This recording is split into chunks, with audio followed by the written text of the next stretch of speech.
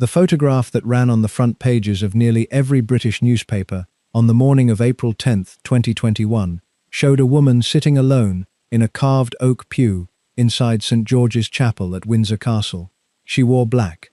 Her hands were folded in her lap. Her face was partially covered by a mask, which by that point in 2021 was the ordinary visual grammar of public life, but which in this specific chapel, with this specific woman, at this specific moment, produced an image no photographer could have staged better if they had tried for a year. She was 94 years old. She was the Queen of England. The man they had come to bury was the man she had married 73 years before, when she was 21 and he was 26, and the country was still clawing itself from the wreckage of a war that had killed 70 million people, and the future, for the first time in a decade, seemed like something worth planning for. The funeral was small. COVID protocols had cut the guest list to 30 people, in a chapel built for 800. Philip's coffin rested on a specially modified Land Rover that he had helped design in the years before his death, because he was the kind of man who had opinions about Land Rovers, and was not going to stop having them, simply because someone else would eventually be doing the driving.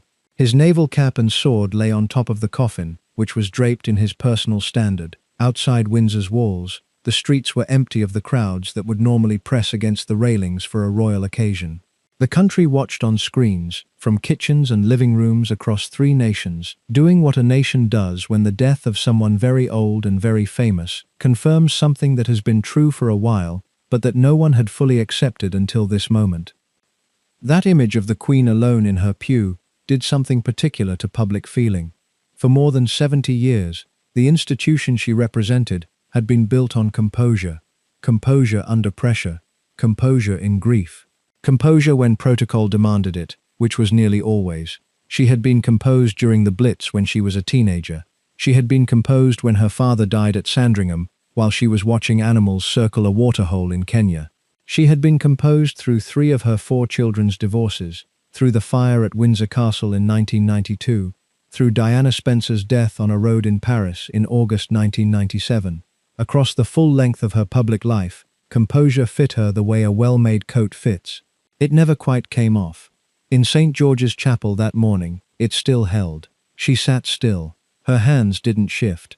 She looked at the coffin with an expression that cameras captured and newspapers reproduced, and people around the world carried with them for weeks afterward. It was not a dramatic expression. It was quiet in the way that very large things go quiet when they arrive. The expression of someone looking at a fact they have known was coming, and finding, when it comes, that knowing it was coming provided considerably less protection than they had expected. Philip had died 3 days earlier in his rooms at Windsor Castle, in the early morning, at 99 years and 10 months old. He had been staying at Windsor since January, recovering from a heart operation performed at the end of February. The palace had issued the usual careful updates, improving, resting, in good spirits, which in royal press release language means the patient is still arguing with the medical staff about something and showing no signs of abandoning the argument. Then on the morning of April 9th, the statement came. The Duke of Edinburgh had passed away. The Queen was with her family. The country had been half expecting this news for years. It still landed like something unanticipated, which tells you something about the gap between knowing a loss is approaching and actually absorbing that it has arrived. The obituaries that ran that day were thorough. The naval career, the Duke of Edinburgh's award, 22,000 royal engagements across 7 decades. The 73-year marriage, noted with the reverence that longevity always receives. They were respectful, they were detailed, and they were, in the sense that matters for any honest account of a life, incomplete. What the obituaries could not carry, what they had never been able to carry across 73 years of his public life, was the other version, the one that circulated inside the palace, inside the households of the specific circle of people who had known him privately. The version the Thursday Club members could have told, that Pat Kirkwood could have told, that Helene Cordet's children could have told. The version that Charles, his eldest son, spent 3 decades communicating through sympathetic biographers in ways the palace then spent 3 decades trying to contain. The other version is not a simple account of villainy.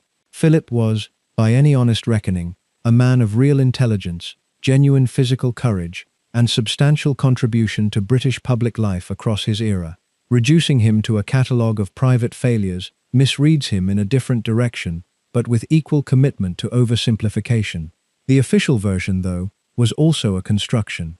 The 2 steps behind his wife version, the plain-spoken national uncle version, the great love story of the British 20th century version. That construction was built by the Palace Press Office and sustained by a press that, for most of Philip's working life, treated a discreet royal as the price of access to the institution.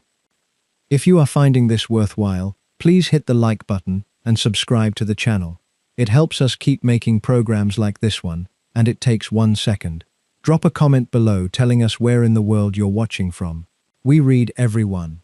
The marriage at the center of this story lasted 73 years. It produced 4 children, 8 grandchildren, and an institutional contribution to the stability of the British monarchy that historians of the modern period consistently regard as genuine. It also contained, beneath its stable exterior, a set of private dynamics that most marriages of any duration could not have survived. The question of fidelity, never publicly settled. The question of power, resolved at the cost of Philip's original identity in ways he never entirely stopped resenting. The question of emotional availability, made genuinely difficult to guarantee by his particular childhood, and the question, for which there was no real precedent in the history of the British throne, of what 2 people owe each other when one of them is also a constitutional position. There was no manual for this arrangement. No working model existed.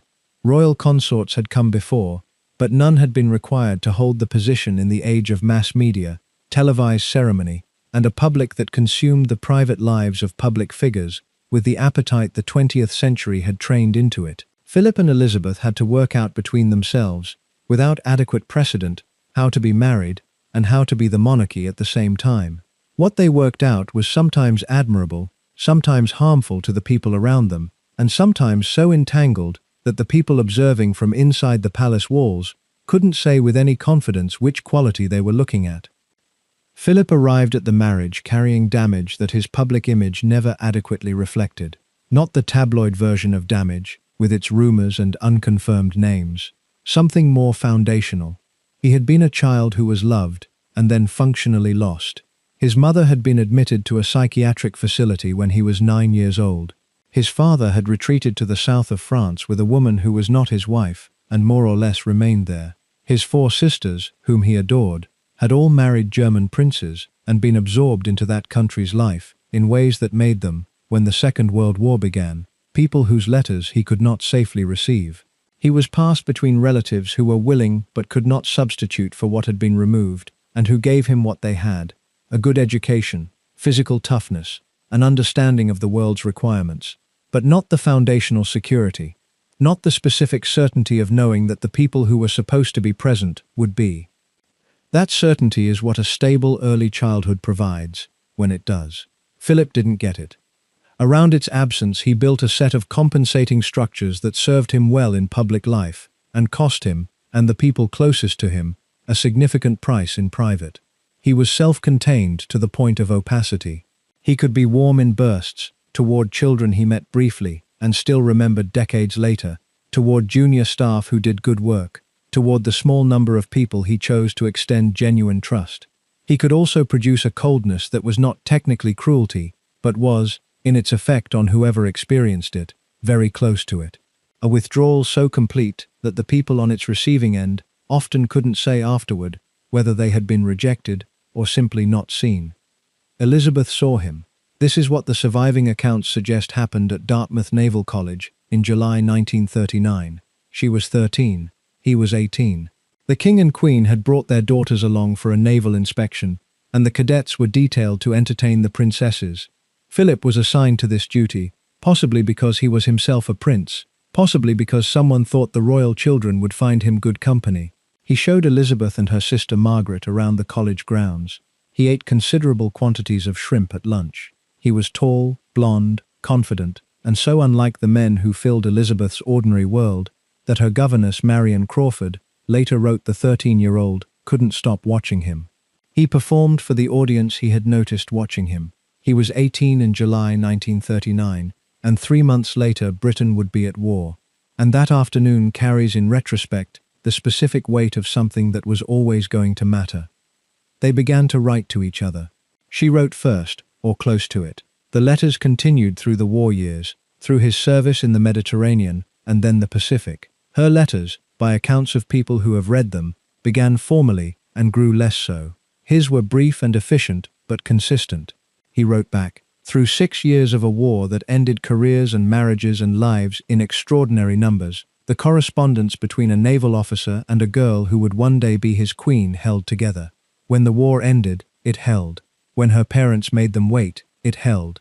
And when the king concluded that the attachment wasn't going to dissolve into something more convenient, he gave it one last test." The South Africa tour of early 1947 kept Elizabeth away from Philip for months. Philip survived the distance. He was still there when she returned. The engagement was announced on July 9th. By that point, he had already surrendered the first installment of what this marriage was going to cost him. He had been naturalized as a British subject in February 1947 under the name Mountbatten, the anglicized form of his mother's family name. On his wedding day, November 20th, 1947, he was created Duke of Edinburgh. His Greek and Danish titles were surrendered. He was now a British subject, holding a British peerage, committed to a British future. He was 26 years old. He had given away his name and his national identity, and done it apparently without flinching. What he had not yet absorbed, because no one yet knew to tell him, was the full cost of what he had exchanged. To understand the gap between what the public was given and what the marriage actually contained, you need to understand how information about the royal family moved in Britain in the second half of the 20th century. The palace operated on a set of assumptions about the press that had not changed substantially since the late Victorian era. There was a line. The line ran between the public role and the private person. What happened in the public role was available to be reported. What happened behind closed doors was the palace's property, and the press, for the most part, respected this, because respecting it secured access, and violating it secured nothing. The British broadsheets, through the 1950s and 1960s, observed the convention with a rigidity that their successors would eventually find baffling. German magazines reported things about Philip that British editors knew and didn't print. American papers occasionally ran items that London papers had long possessed and chosen to hold. The palace understood this. Philip understood this. For decades, the convention held with enough reliability that the other version of the marriage had no available route to the public. What changed it, gradually and then quickly, was the same process that changed everything in the late 20th century, the combination of commercial appetite and new technology. The tabloids, through the 1970s and 1980s, operated under different incentives. They had different readers, different advertisers, a different calculation about what sold. The private lives of the royal family, presented with the specific heat of a secret finally told, sold extremely well. This was the atmosphere in which Diana Spencer entered the family in 1981 and found almost immediately that the arrangement she thought she was entering was not the arrangement on offer. It was also the atmosphere in which everything the palace had spent 3 decades building around Philip's privacy began to crack. Philip himself, across all of this, maintained a posture toward the press that was more deliberate than it appeared. He was famously rude to journalists. He made comments to photographers that were remembered for their contempt. He built the image of a man with no interest in managing his own image, which is itself a form of image management requiring considerable self-discipline. He knew exactly what he was doing. He had learned from his uncle Lord Mountbatten, who was one of the most capable media operators in British public life of the 20th century, that the most effective form of press control was the kind that didn't look like press control. A personality reliably explosive, casually dismissive of intrusion, generated its own protective fog. People looking for a story about his private life found themselves writing instead about his latest comment to a foreign diplomat. The gaffe became the product. The private man was protected. It protected him for a very long time. So well, in fact, that even now, after decades of biographies and authorized and unauthorized accounts, the factual record of what happened inside the marriage is considerably thinner than you might expect for a man who was among the most observed people on earth for 7 decades. What we have are the names, the specific incidents, the accounts of people who were present in particular rooms and who chose, at various points and for various reasons, to describe what they saw.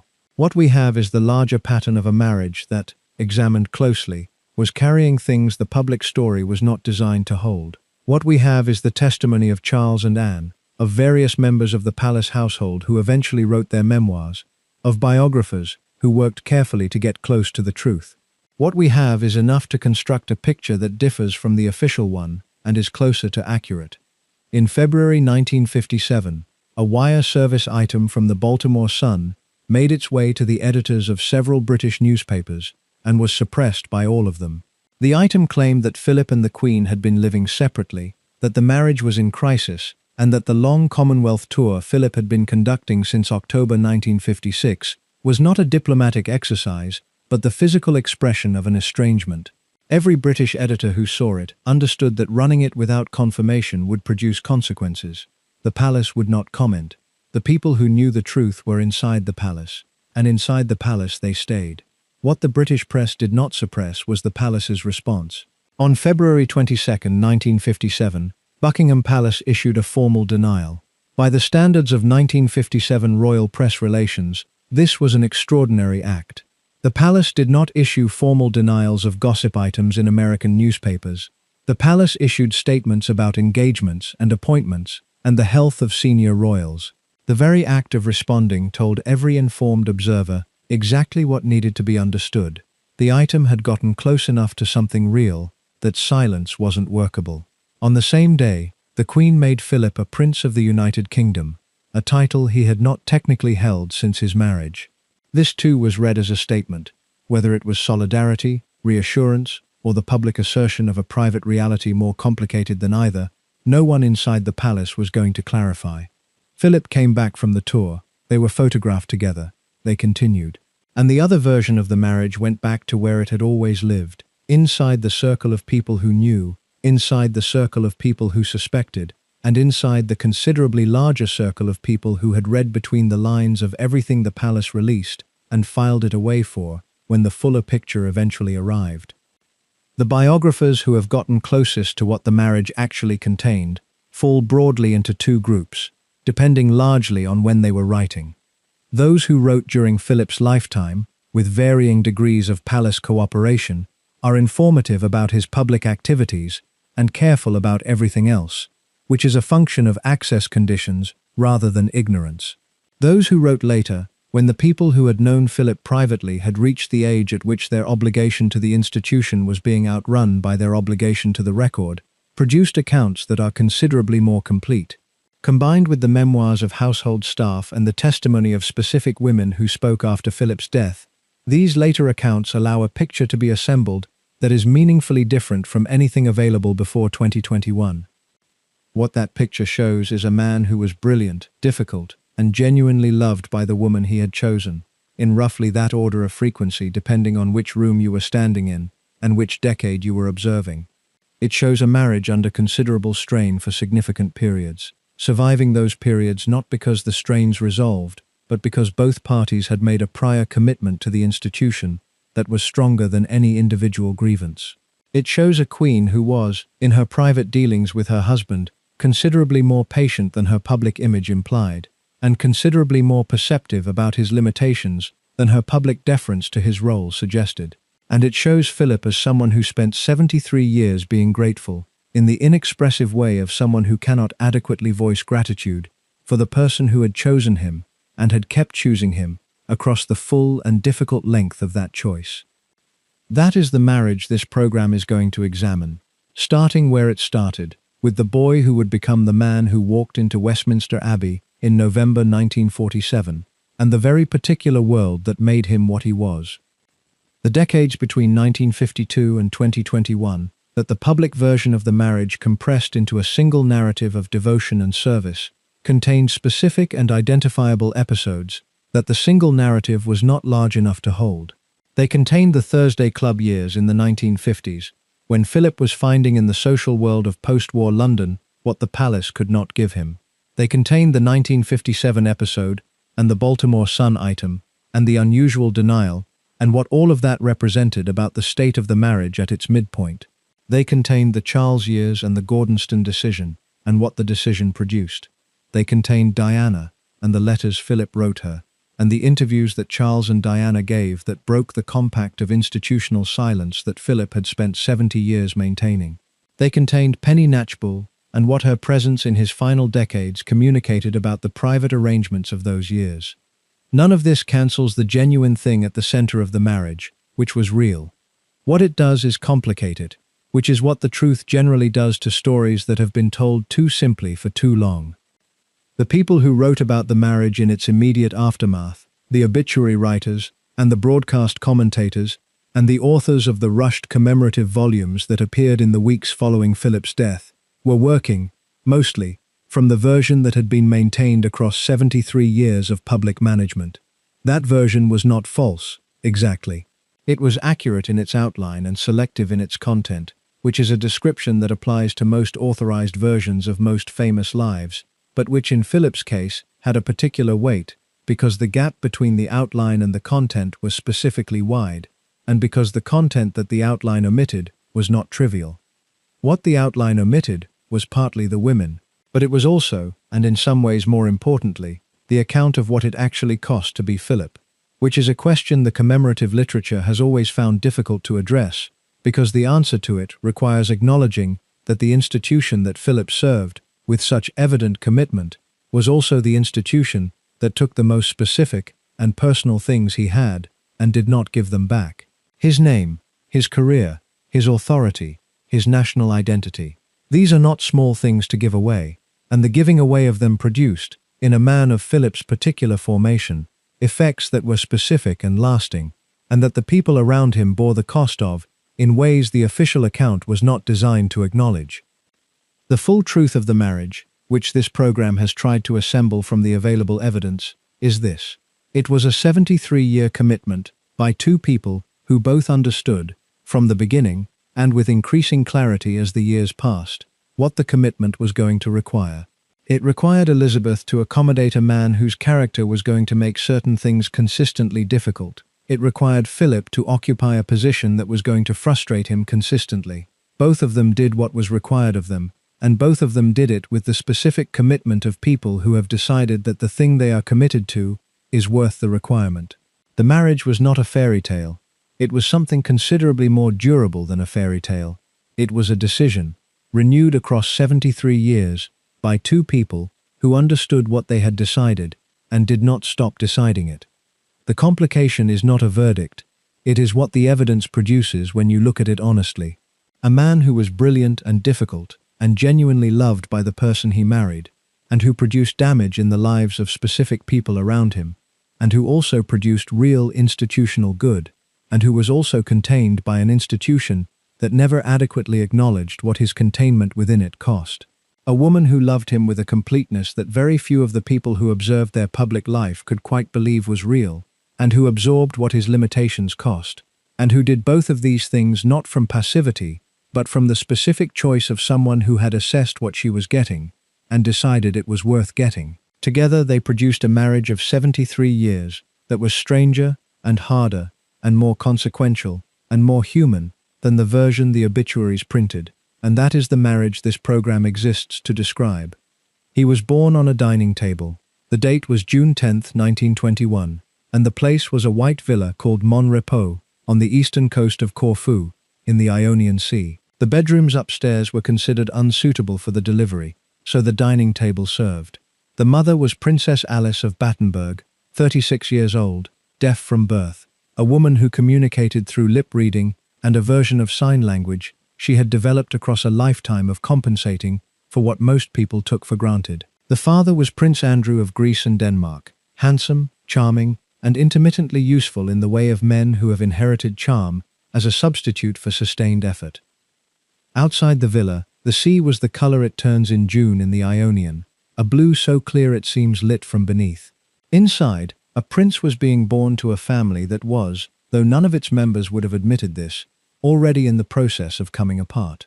The Greece of 1921 had been through 11 years of continuous political upheaval. It had fought 2 Balkan wars and served on the Allied side in the First World War, and was now in the middle of a disastrous military campaign against Turkey in Anatolia. The campaign would end catastrophically the following year, with the burning of Smyrna, the massacre of its Greek population, and a forced exchange of 1.5 million people that was the largest ethnic displacement in European history to that point. Prince Andrew was a general in this campaign. He was not a particularly good general. This fact was going to matter in ways his son would spend a lifetime navigating. December 1922 resolved the Greek military catastrophe into a reckoning. Prince Andrew was arrested by the new government, court-martialed, and convicted of disobeying orders during the campaign. He faced, briefly and genuinely, the possibility of execution. The Greeks had already shot 6 of his colleagues. The British intervention that saved him came through King George V, his cousin, and through Lord Louis Mountbatten, then a junior naval officer, who lobbied the Greek government with enough intensity that the sentence was commuted to permanent exile. Prince Andrew would never enter Greece again. The family left Corfu in December 1922, aboard HMS Calypso, a British warship dispatched to collect them. Philip, 18 months old, was carried to the ship in an orange crate that one of the sailors had converted into a makeshift cot.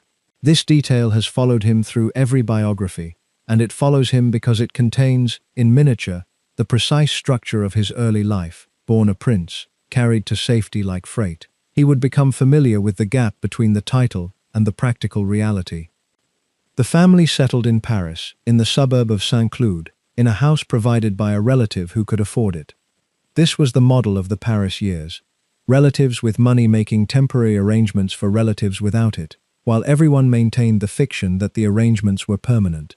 Philip's father made his social calls and his diplomatic contacts, and became increasingly peripheral to the household's actual operations as the years passed. His mother ran what could be run, managed what could be managed, and attended carefully to whatever was in front of her, which was the specific competence her disability had made necessary. In the world Philip grew up in during the Paris years, the Foufounis family were neighbors in the specific sense of being part of the same expatriate Greek circle, educated, reduced, multilingual, making do with considerably less than their backgrounds had suggested they would require. The Foufounis' daughter, born Helene, was a few years older than Philip. They were children in proximity. They swam together in summers, ate at the same tables, occupied the same general stretch of childhood, in the same general place. The kind of early familiarity that most lives absorb and forget. In Philip's life, it would become, decades later, one of the most discussed associations of a life that was not short on discussed associations. By the end of the 1920s, Princess Alice was in serious difficulty. She had managed her deafness across 3 decades with a competence that impressed almost everyone who dealt with her. She had raised 4 daughters, run a household in exile, maintained social connections across the scattered world of displaced European royalty. But the exile, the reduced circumstances, the slow fracturing of the family structure around her had been accumulating in ways not immediately visible from the outside. By 1929, they were visible. In 1930, the family arranged for her to enter a psychiatric facility in Switzerland. She was 44 years old. The official diagnosis at the time included paranoid schizophrenia, though the accounts from people who knew her both before and after suggest something more layered than any single label can hold. For Philip, 9 years old in 1930, this was not an abstraction. His mother was taken away. She would spend several years in the Swiss facility and several more in sanatoria afterward, and would not return to any sustained presence in his life until he was grown and the war was over. By then she had found her way through whatever had overtaken her by founding a small religious order on the Greek island of Tinos, which she ran with the focused energy of someone who has been through a great deal and has found, on the other side, something that finally fits. She lived to 84, dying at Buckingham Palace in 1969, brought there by her son when the Greek military junta made her position in Athens dangerous. By then they had achieved something close to reconciliation, but in 1930 she was gone, and Philip was 9, and on his own, in the specific way that children are on their own, when the adults who were supposed to be managing things have stopped being able to.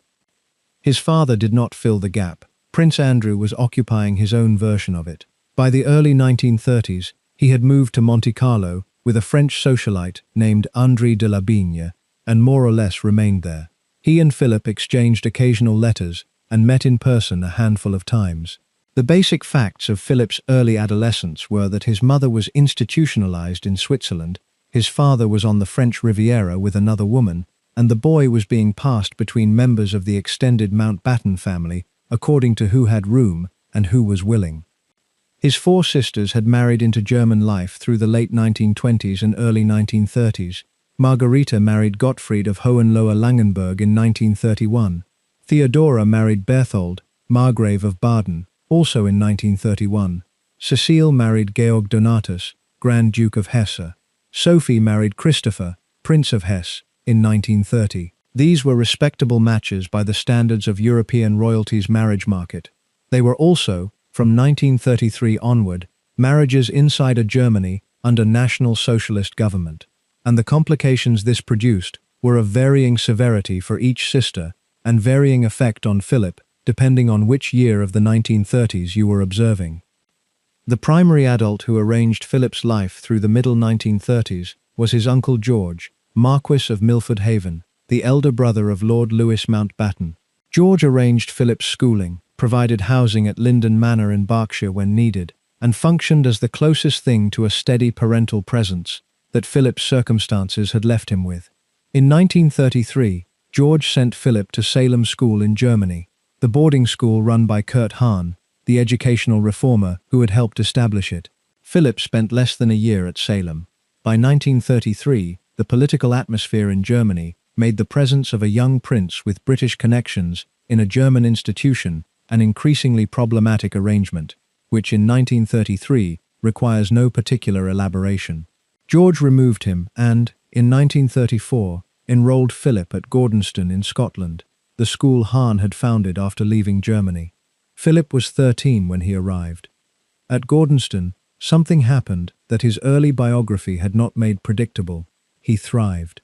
The school's philosophy, which emphasized physical endurance, self-reliance, community service, and the formation of character through voluntary confrontation with difficulty, was ideally suited to someone who had been forming character through involuntary confrontation with difficulty since infancy. Philip was physically fearless and athletically gifted. He was comfortable with cold water, early mornings, and the general demands of an institution that considered soft circumstances an active disservice to young people. He was also, which mattered as much as the athletics, someone who could lead without producing resentment. He became head boy of the school, called guardian in Gordonstoun's terminology. He left in 1939 having been, by every account from people who were there with him, one of the most successful products the school had generated in its first 5 years. What Gordonstoun gave him, and what he could not have named as a philosophy at the time, but would carry for the rest of his life as a working belief, was this: discomfort, managed correctly, produces capability.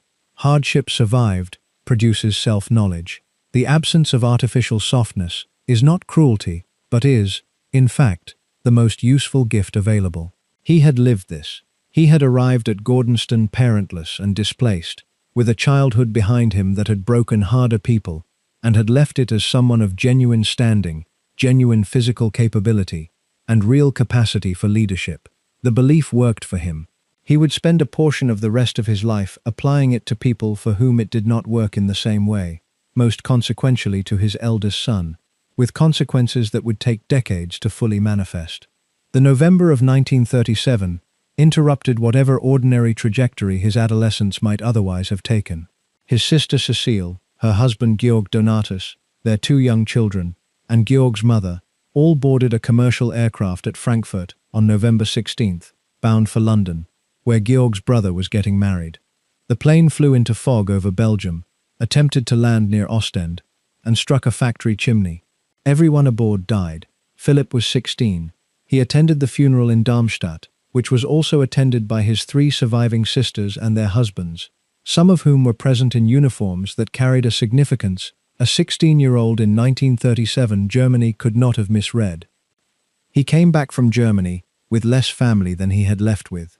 From the accounts of people who knew him in that period, he seems to have arrived back, carrying something that was not articulated as a decision, but expressed itself in how he carried himself from that point forward.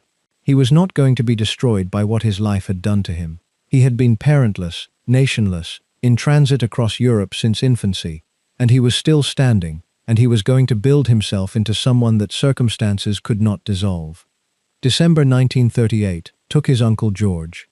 The Marquess of Milford Haven, who had been Philip's most consistent adult presence since 1930, died of bone cancer at 46. Philip was 17. The informal responsibility for his welfare passed to Lord Louis Mountbatten, George's younger brother, who was one of the most ambitious, capable, and deliberately self-promoting men in the British naval establishment of his generation. Louis Mountbatten was fond of Philip in the way of someone who recognizes a useful investment and is also genuinely fond of the investment as a person. Both things were true. The fondness took the form of placing Philip in advantageous positions and expecting him to perform. He placed Philip in the Royal Navy. The performance that followed would be, across the next 5 years, the most important thing Philip did with his early life, outside of writing letters to a princess. Philip entered the Royal Naval College at Dartmouth in May 1939. He was 18, 6 feet tall, blonde, and confident in the way of someone who has learned that confidence is a tool for survival rather than a social affectation. Every account of his first weeks at Dartmouth describes him as immediately noticeable, not the only prince at the college, but the most obviously suited to the environment. He had the physical conditioning of a Gordonstoun graduate, the self-possession of someone who had been managing on his own since childhood, and an instinctive ability to read a room quickly and calibrate his behavior accordingly, which the palace would later call charm, and which was, roots, something more practical. The skill of someone who learned from early childhood that reading rooms correctly had survival value, and getting them wrong had costs. In July 1939, 2 months after Philip arrived at Dartmouth, the royal family came to visit. The specific thing that Gordonstoun gave Philip, alongside the physical capability and the confidence, was a working theory of adversity. Not a theory in the academic sense of a position one holds and defends, but a working assumption that operated at the level of instinct, that difficulty is the condition of capability, that the person who has been through hard things and has not been destroyed by them is a different and better person than the one who has been protected from those things. This theory was not borrowed from Hahn or from his uncles. It was arrived at empirically by a child who had been through the specific hardships of his early life and had found himself still standing at the end of them, and who had concluded from the standing that the hardships had produced him rather than diminished him.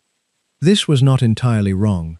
The hardships had produced him in the sense that the person he became was shaped by the specific experiences of his early life, and the person he became was, in many genuine respects, formidable.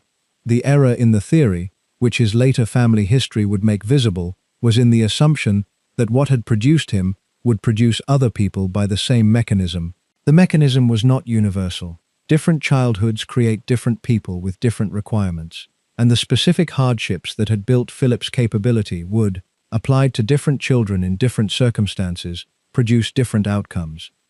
He could not see this clearly because seeing it clearly would have required him to see his own early life differently, to see the losses he had sustained as losses rather than as formative raw material, and his entire adult personality was organized around not seeing them that way. The mother in the Swiss sanatorium was not an abandonment, it was an early education in managing without. The father in Monaco was not a dereliction, it was a lesson in self-reliance. The exile and the orange box and the borrowed houses were not deprivations, they were the making of a man. This is how Philip understood his own history, and the understanding was both what had made him capable and what was going to make it very difficult for him to be a certain kind of father. He arrived at Dartmouth in May 1939 as the finished product of this particular process of self-creation. A young man who had built himself, deliberately and from the available materials, into someone that circumstances could not easily break. The young woman who watched him at Dartmouth 2 months later was, in her own way, also the product of a specific formation, but her formation had been gentler, more consistent, more protected. She had been loved, steadily and without condition, by parents who were there. He had made himself from whatever was to hand. When she watched him at Dartmouth, she was watching the product of a process entirely unlike the one that had produced her. In their marriage, this difference would be both the problem and, in certain lights, the solution. The Princess Elizabeth, who watched Philip Mountbatten demonstrate his athletic ability in the grounds of Dartmouth Naval College in July 1939, had grown up in circumstances almost perfectly opposite to his, in every particular that mattered. Where his early years had been mobile and fractured, hers had been stable and warm. Where his parents had been absent in the most literal senses, hers had been present to a degree that was, by the standards of the aristocracy in which they moved, practically unusual. Where his sense of who he was had been constructed against resistance, hers had been provided for her, carefully and with great attention, from the beginning. She was born on April 21, 1926, the first child of the Duke and Duchess of York, the second son of King George V. This put her, at birth, comfortably distant from the throne. She was not intended to be queen. She was intended to be the daughter of a popular royal duke, to grow up in the sheltered comfort that the British royal family could provide its collateral members, to be educated at home, to be presented to society at the appropriate age, and to marry well and occupy a valued but not central position in the institution. None of this happened. Her uncle, Edward, Prince of Wales, became King Edward V, the deity, on the death of George V in January 1936. Elizabeth was 9. Within 11 months, Edward had abdicated to marry Wallis Simpson, a twice-divorced American woman whom the British establishment, the Church of England, and his own family all found impossible to accommodate as queen consort. Elizabeth's father became King George VI. Elizabeth, in the space of a single winter, became heir to the throne. She was 10 years old. The private, pleasant, somewhat sheltered life she had been heading toward closed. What replaced it was something considerably more demanding. The parents she was given were the making of her in ways that the public account of her reign does not always credit. George VI and his wife, the former Lady Elizabeth Bowes-Lyon, were, by any honest description, an unusual royal couple, precisely because they were genuinely devoted to each other and genuinely devoted to their children, and both forms of devotion were real and visible and not performed for anyone's benefit. The king was a man of real decency, chronic anxiety, and a stammer he had spent most of his adult life learning to control. He had not wanted the throne and accepted it because duty required it, which is the kind of decision that either destroys a man or makes him a specific type of figure the British seem to produce occasionally, someone whose virtue is the direct product of his limitation. George VI was this type. He was not glamorous, he was not naturally commanding, he was simply, and somewhat unusually, good. His wife was something more formidable and considerably more complex, though the public account of her never quite came to terms with either quality during her lifetime or for some decades after. The woman who became known as the Queen Mother was capable of great warmth and capable of extraordinary sustained coldness, and she directed both with a precision that the people who worked closest to her found, depending on which they had received, either memorable or unforgettable. The softness and the steel existed in the same person and served the same purpose, the maintenance of the position she had decided she was going to occupy. We will return to her at length. For the story of Elizabeth and Philip, what matters about the Queen Mother is that she gave her daughters a home that was, by any reasonable standard, genuinely warm and genuinely attentive, and that Elizabeth grew up inside that warmth and was shaped by it in ways that would matter enormously when she eventually chose a man whose own early life had contained none of it. Elizabeth's education was managed at home. She had governesses and tutors and was given what her parents considered the essentials: languages, history, music, horsemanship, and an understanding of the constitutional role she was going to fill. The education was good in its specific terms and limited in its breadth. She was not exposed to the world in the way her later husband had been exposed to it, involuntarily but comprehensively, through exile and displacement, and the variety of European life that his circumstances had thrown at him. She was educated inside the palace environment, and the palace environment was, for all its genuine warmth in the York household, a confined one. What it gave her, though, which her husband's childhood had not given him, was security. She knew her parents were there. She understood herself to be loved in a way that was permanent rather than provisional. This gave her a particular kind of stability that was going to prove essential when she became queen, and essential again when the man she married turned out to be someone whose emotional formation made consistent love genuinely difficult to express. She could carry his difficulty because she had been given enough security in early childhood to have a reserve available when the circumstances required it. The circumstances were going to require it regularly. She first registered Philip at Dartmouth in July 1939, though she had technically met him at least once before, at a family gathering in 1934, when he was 13 and she was 8. Children at 8 and 13 are a long way apart. Neither made any impression on the other in 1934.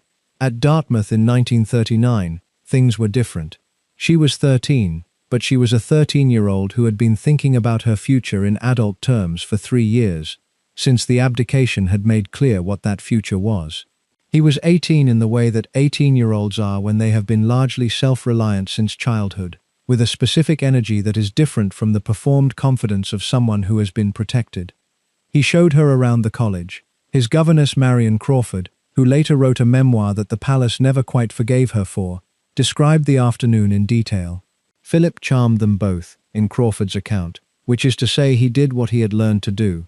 He was entertaining, physically present, completely attentive to the room, and he directed a specific individual attention at the 13-year-old princess that was flattering without being inappropriate. Crawford wrote that Elizabeth never took her eyes off him. This was, depending on how you read it, either the beginning of a genuine attachment or an infatuation that a 13-year-old attached to the first impressive older man she had been allowed to spend an afternoon with. Both readings have their advocates. What is not disputed is what came next. They wrote to each other. She wrote first. He wrote back. The correspondence continued through the war years, through his service in the Mediterranean, and then the Pacific. The letters on her side, by accounts of people who have read them, began formally, and grew less so over time. His were brief and practical rather than romantic, but consistency was its own form of statement. He kept writing. Through 6 years of a war that dismantled arrangements far more established than a correspondence between a naval officer and a princess, they kept writing. He was, by all accounts of people who served with him, a genuinely good naval officer. He was physically brave in a way that was not reckless, but was simply the product of someone whose early life had calibrated him to find physical danger considerably less frightening than certain kinds of emotional demand. At the Battle of Cape Matapan in March 1941, serving aboard HMS Valiant, Philip operated the searchlights that showed 2 Italian cruisers in the darkness, holding the beam steady while the British fleet opened fire and the Italian guns returned it. His commanding officer mentioned him in dispatches. King George II of Greece, from his London exile, commended him personally. Philip was 19 years old. He kept moving through the war. After Matapan, he was posted to other ships and other theaters, and the Mediterranean became a grueling education in operational naval command under actual conditions of risk. He served aboard HMS Wallis as a lieutenant, conducting escort operations in the North Sea. He was mentioned for his conduct during night operations, for his ability to make quick decisions when the options available were bad, and the time to choose between them was very short. The Navy in those years was selecting and promoting on merit in ways that peacetime naval hierarchies often don't, and Philip, who had performed well, moved up faster than he would have in the years before the war. By 1944 he had been promoted to first lieutenant, second in command, of HMS Whelp. He was 23. The Whelp was a W-class destroyer, and her assignment in the final year of the war took Philip from the Atlantic to the Pacific, as the Allied effort against Japan gathered its final momentum. He traveled to Australia and then into the Pacific theater proper, participating in operations in the waters around Japan and its occupied territories as the ring closed on Tokyo. What Philip absorbed from these years was not simply naval competence, though the competence was real and was recognized. What he absorbed was the specific understanding of himself that comes from being in situations where the professional and the mortal are the same situation, and where your performance is tested not by an examiner but by circumstances. He was brave, he was cool under operational pressure, he made decisions quickly, and they were generally good decisions. The men who served with him in those years described someone who was demanding in a way that had nothing theatrical about it, who wanted the ship run correctly because correct running of the ship was what kept them alive, and whose authority came from the fact that he was usually right about whatever he was insisting on. The morning of September 2nd, 1945, found Philip aboard HMS Whelp in Tokyo Bay. The formal surrender of Japan was signed that morning aboard USS Missouri, and the ships of the Allied fleets that had gathered in the bay were witnesses to the ceremony that ended the largest war in human history. Philip was 24 years old. He stood on the deck in the morning light and watched, as an officer of a nation that had been at war for 6 years and had spent those 6 years preparing for this moment, something that was simultaneously exactly what it was, and something that no one who saw it could afterwards describe in language adequate to what they felt.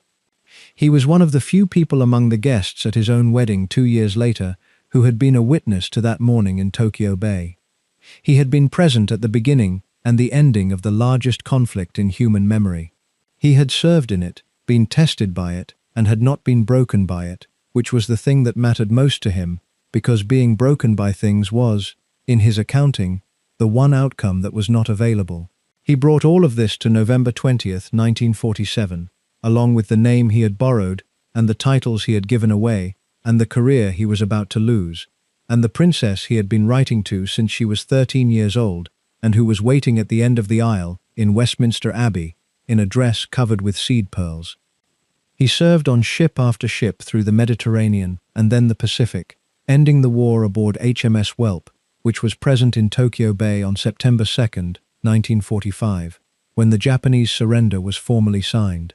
He stood on the deck at 24, at the end of the largest war in human history, with a naval career showing genuine distinction, 4 sisters in defeated Germany, a mother he had seen intermittently for 15 years, and a father in Monaco who had died in December 1944, without Philip being able to get back from the Pacific in time.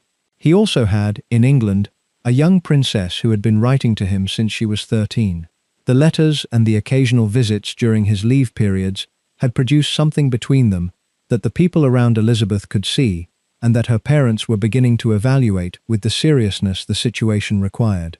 Her father liked Philip personally. Philip's charm worked on most people, and the king was not immune. But the king was also the man who would have to sanction the match, and the calculation was not purely personal. Philip had no money, he had no country. His family was complicated in ways that the press was going to find interesting. His uncle Lord Mountbatten was already, by 1945 and 1946, clearly positioning himself to benefit from a match between Philip and Elizabeth, which made the Queen Mother suspicious of the arrangement in a way that took years to dissipate and never entirely did. George VI decided to give the attachment one large practical test. In early 1947, Elizabeth would travel with her parents and her sister to South Africa on a 4-month tour. She would turn 21 in South Africa. She would give, on her 21st birthday, the radio broadcast in which she dedicated herself entirely to the service of the Empire and Commonwealth. While she did this, Philip would be in England, waiting, or not waiting, as he chose. He waited. He wrote her letters. He agreed to the naturalization process that made him a British subject, surrendering his Greek and Danish titles in February 1947. He accepted the Mountbatten surname formally. He was still there when she came back. The engagement was announced on July 9, 1947. The formal proposal had been made at Balmoral in the summer of 1946, a year before the announcement, when Elizabeth accepted and was then asked by her father to keep the acceptance private until the tour was completed and she had turned 21. The announcement in July 1947 was therefore the public confirmation of something the immediate family had known for over a year. The photographs taken on the day of the announcement show not 2 people discovering something, but 2 people finally permitted to show the world what they already knew. The quality of Elizabeth's attachment to Philip, as it is visible in the accounts of the period between the Dartmouth meeting in 1939 and the engagement announcement in 1947, was not the typical presentation of a young woman in love with a young man. It was more deliberate than that, more steady, more organized around a clear understanding of what she was choosing and what she was choosing it for. She was not a girl who had simply fallen for someone attractive. She was a person who had identified, in Philip, something that she had recognized as the specific thing she was going to need for the life she had been formed for, and who was making, from the age of 13 onward, the sequential decisions required to get it. This is not a romantic framing, it is an accurate one.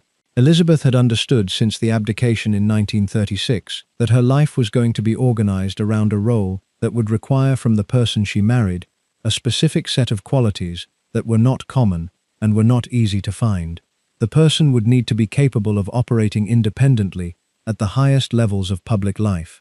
The person would need to be secure enough in themselves not to be diminished by walking beside someone constitutionally more powerful. The person would need to be able to provide, in the private sphere, the specific counterweight to the public performance that would allow the performance to be sustained across decades. And the person would need to be, at the level below all the practical requirements, someone she actually wanted in the room. Philip met all of these requirements in a way that no other available candidate had come close to meeting. He was the only person she ever considered seriously. When biographers and historians have looked at the question of whether there was anyone else, anyone who might have offered a different path for the young princess who became queen, the answer is consistently no.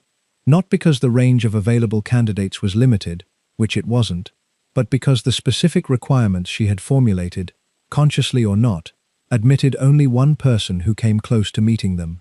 She was 13 when she identified this. She was 21 when she was allowed to confirm it publicly. The 8 years between the identification and the confirmation were, from her perspective, not years of uncertainty but years of waiting. His own attachment to her was different in its origins and similar in its steadiness. He had not identified her as a requirement in the systematic way she seems to have identified him.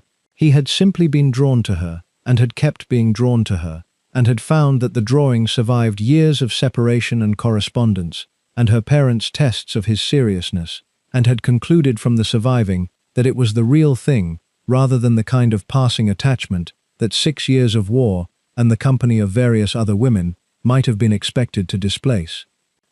They married on November 20th, 1947, at Westminster Abbey, and the country treated it as the first genuine celebration it had been allowed since the war ended. The rationing continued.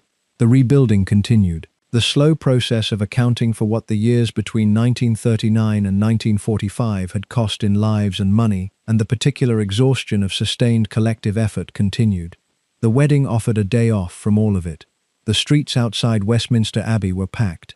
An estimated 200 million people listened to the BBC broadcast.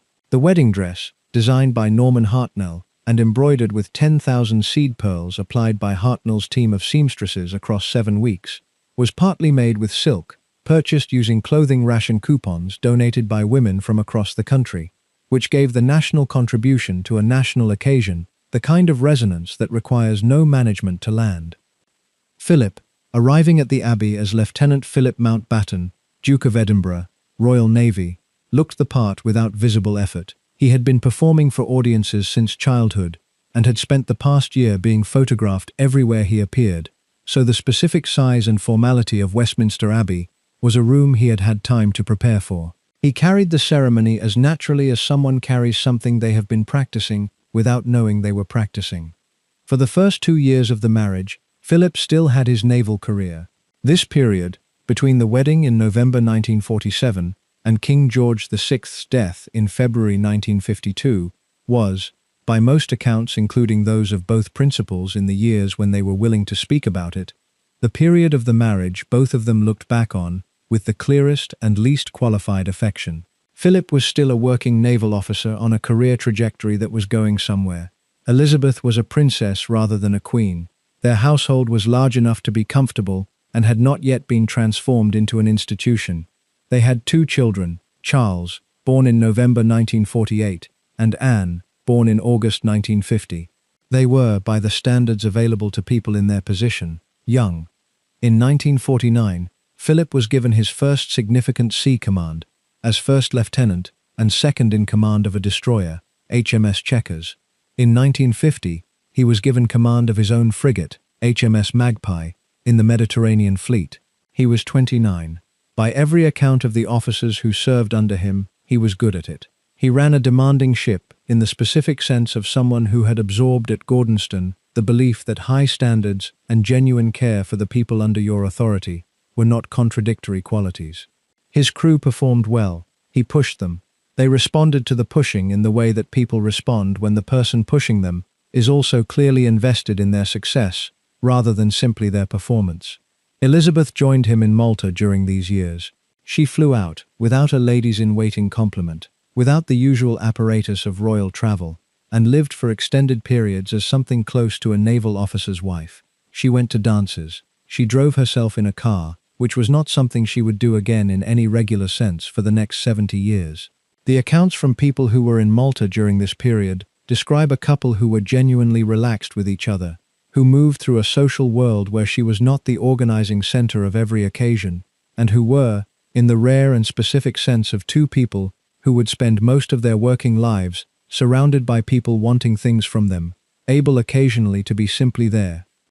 The Malta years were 1949 to 1951, a period so brief in the full scope of their lives together and so consistently described, by both of them in their various oblique accounts of what the early marriage was, as the best version of the life they had. Elizabeth in Malta was not yet queen, and not quite the central figure of every room. She was the wife of a naval officer, and there were many naval officers' wives in Malta, and the social world of the Mediterranean fleet was one in which her position was unusual, but not completely isolating, in the way the full weight of the monarchy would become. She attended parties that were not arranged for her. She danced. She and Philip drove around the island in a hired car, and the island was small enough that after a few weeks they had been around it several times and knew where the good places to stop for a view were, and where the roads became difficult in the hills. People who were in Malta in those years and who have spoken about seeing Philip and Elizabeth together in that context describe a couple who had a quality of ease that the public performances of the marriage, across the decades that followed, didn't always show. The ease of two people who have had enough time alone together, in ordinary circumstances, to have developed a private language, a set of references, a shared sense of which things were funny and which things weren't. Philip at 29, commanding HMS Magpie, was at the peak of the professional version of himself that the marriage and the institution were about to end. He was excellent at what he was doing, and being excellent at something, for someone of his particular emotional architecture, was the specific condition that allowed the rest of his personality to be its most available. When he was performing well professionally, the walls that his childhood had built around his interior life could, on the occasions that the right context presented itself, be partially lowered. Elizabeth, in Malta, was the right context. The walls came down somewhat in specific moments, and the people around them noticed. There is a photograph from the Malta period that biographers have reproduced in various accounts, showing Philip and Elizabeth at some kind of outdoor social occasion, both of them laughing at something off-camera. The photograph is unremarkable in the technical sense, and remarkable in the human one, because the quality of the laughter in it, which is unguarded in a way that photographs of them in formal settings never quite are, tells you something about what the Malta years were. They were the years when the thing between them was most visible as a private thing, before it had been entirely absorbed into the public performance. The King's death ended all of it, very suddenly. Elizabeth stepped off the plane at London Airport as Queen, and the private version of the marriage, which had been the dominant version for the Malta years, became from that moment onward the minority version. The version that existed in the gaps between the official occasions, in the private rooms of the private residences, in the spaces that the institution couldn't reach. Those spaces existed across the full 70 years of the marriage's public phase. They were real, and they mattered to both of them. But they were the minority now, and the majority was the performance, and Philip had to find a way to build a life inside the performance that was also, underneath, his actual life. He found ways. Some of them were the Thursday Club, some of them were the award, and the other organizations he invested real energy in. Some of them were the small number of people, distributed through the decades, whom he allowed to know him rather than know the performance. Elizabeth remained the person he came home to, which is not a small thing, and which across 70 years is a considerable thing, and which was the foundation of everything else. This ended in February 1952. King George VI had been ill for longer than the public knew. He had lung cancer, diagnosed in late 1951, and had managed the severity of the information through the small circle that needed to have it. By early 1952 he was dying, though the public account maintained the fiction of a man recovering from a serious operation. In January 1952, Elizabeth and Philip left for a Commonwealth tour. They were to travel first to Kenya, standing in for the king who was too ill to make the trip himself. They arrived at the Sagana Lodge on the slopes of Mount Kenya and spent several days on safari, observing the wildlife of the region in the specific way of two people who were, for a handful of days, able to be exactly where they were, without managing anything else. On the night of February 5th, they stayed at the Treetops Hotel, a lodge built into the branches of a large fig tree above a waterhole in the Aberdare forest.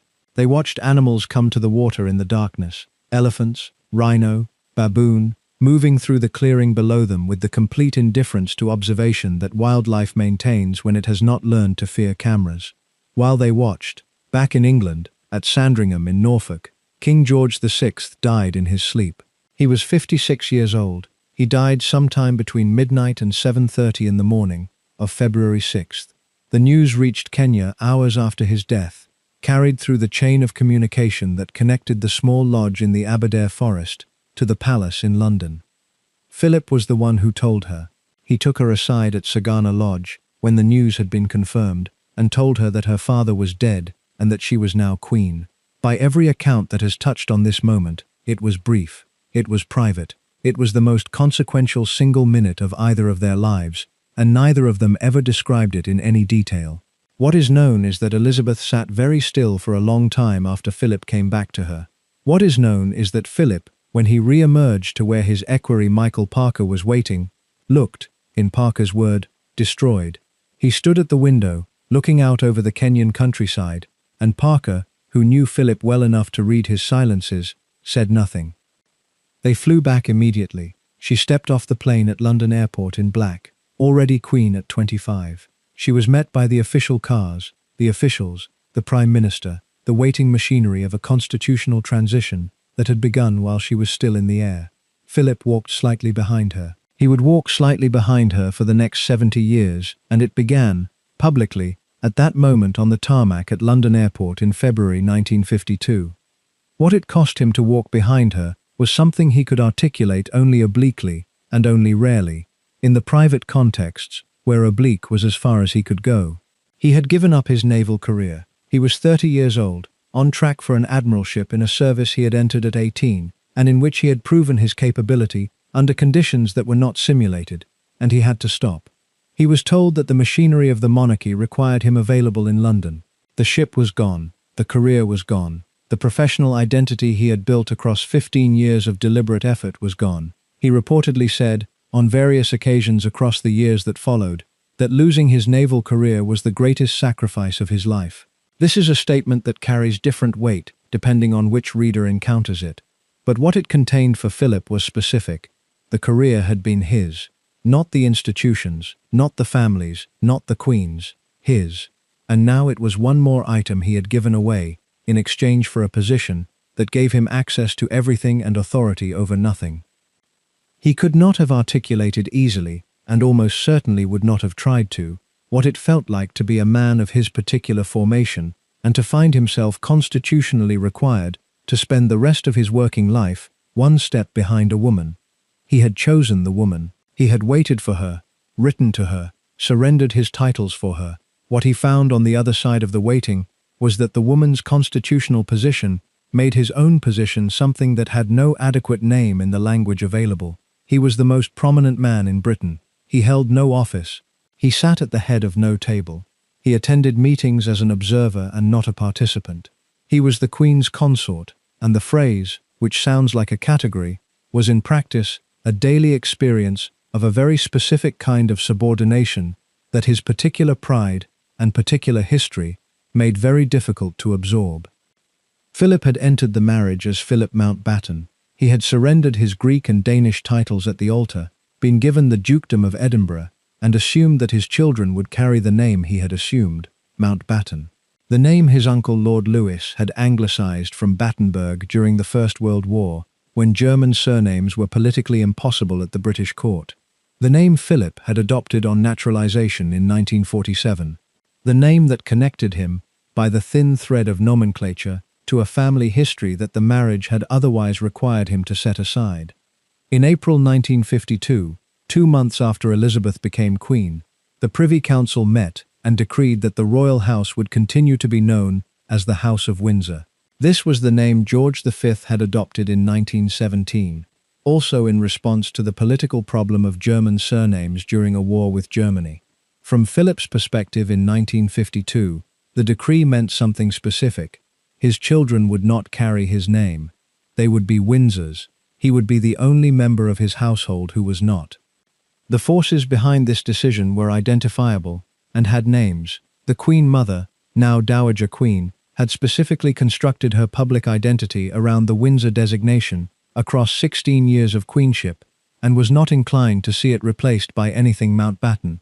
Winston Churchill, who was 77 years old and in his second term as Prime Minister, and who regarded the British monarchy with an emotional intensity that was not easily distinguishable from his regard for Britain itself, supported her position with enough force to make any other outcome politically impractical.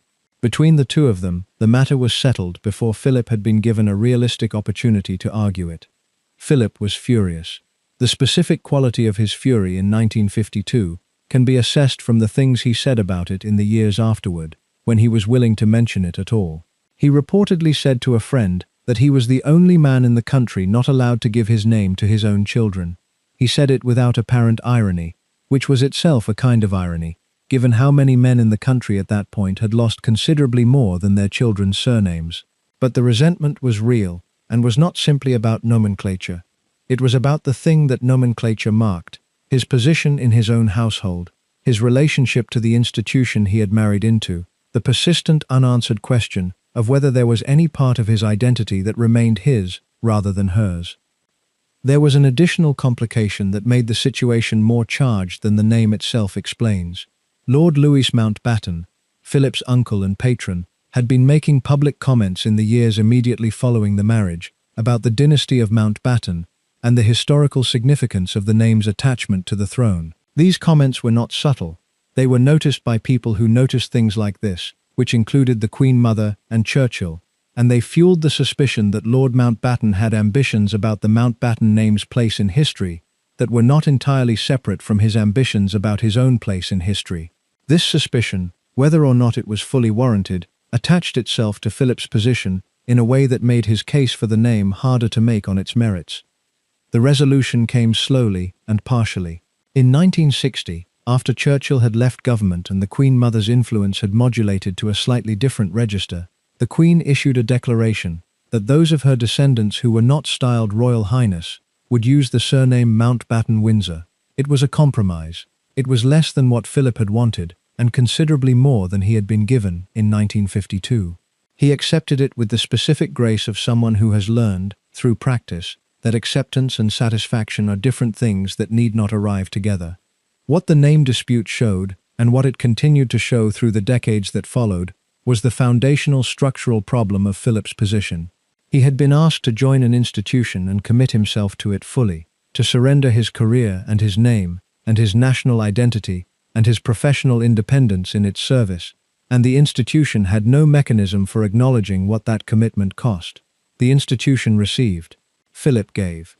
The ledger was never balanced, and the accumulated weight of the imbalance was something he carried as a private grievance across a very long life. What he did with that grievance, in the years when it was most acute, is part of what requires examination. Because the places he took it were not always the palace, and the people he took it to were not always his wife. What Philip constructed in place of the professional identity he had lost was a series of institutional commitments that were genuinely his own. The most consequential of these was the Duke of Edinburgh's award, which he launched in 1956, with the specific purpose of providing young people, particularly those who were not academically inclined, or who lived in circumstances that left them without clear pathways, with a structured framework for developing themselves through challenge. The award asked young people to volunteer, to develop a skill, to be physically active, and to complete an expedition in the countryside. It was, in conception and in the philosophy underlying it, an expression of exactly what Philip believed, that people develop by being given something to rise to, and that the specific form of rising to it is less important than the fact of being asked. The award grew slowly at first and then with considerable speed, and by the time Philip retired from public duties in 2017, it had awarded certificates to more than 3 million young people in the United Kingdom and operated in 144 countries around the world. He attended award presentations, met award holders, and maintained an involvement with the program's administration that was not ceremonial but operational, but was interested in how the program was running, what was working and what wasn't, and the people who ran it for him were aware that his questions were questions he expected to have answered, rather than gestures at engagement. The award was what Philip looked like when he managed to build something that expressed what he actually believed, rather than what the position required him to say he believed. His public speeches, across 70 years of public speeches, were a mixed record. Some were good, some were technically competent, some were disastrously offhand in the way that became the source material for a particular kind of tabloid story. But the award, which did not require speeches and did not produce headlines and did not fit neatly into the narrative of the gaffe-prone royal uncle, was the thing he built that outlasted the other things. He co-founded the World Wildlife Fund in 1961, working with Peter Scott and Max Nicholson, to create what became one of the most significant conservation organizations in the world.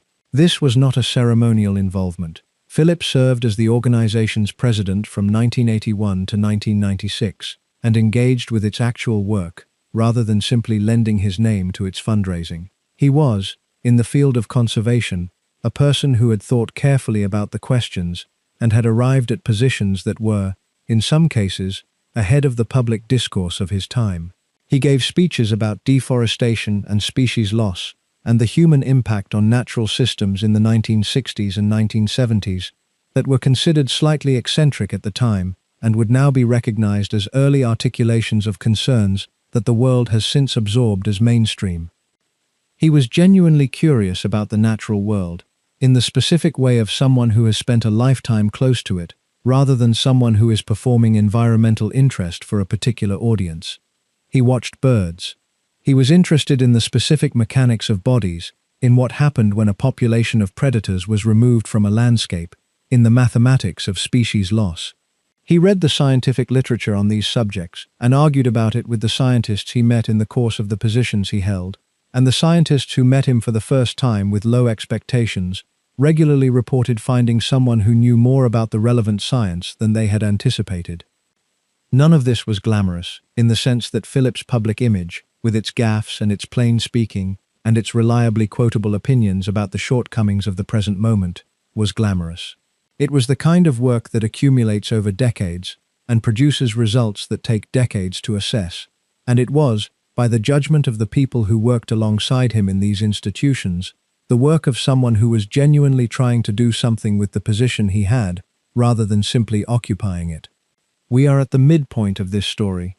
If you have been watching this far and finding it worthwhile, please make sure you are subscribed to the channel and hit the bell so you do not miss new programs when they come. Please share this with someone who you think would find it worth their time. It helps us more than most people realize.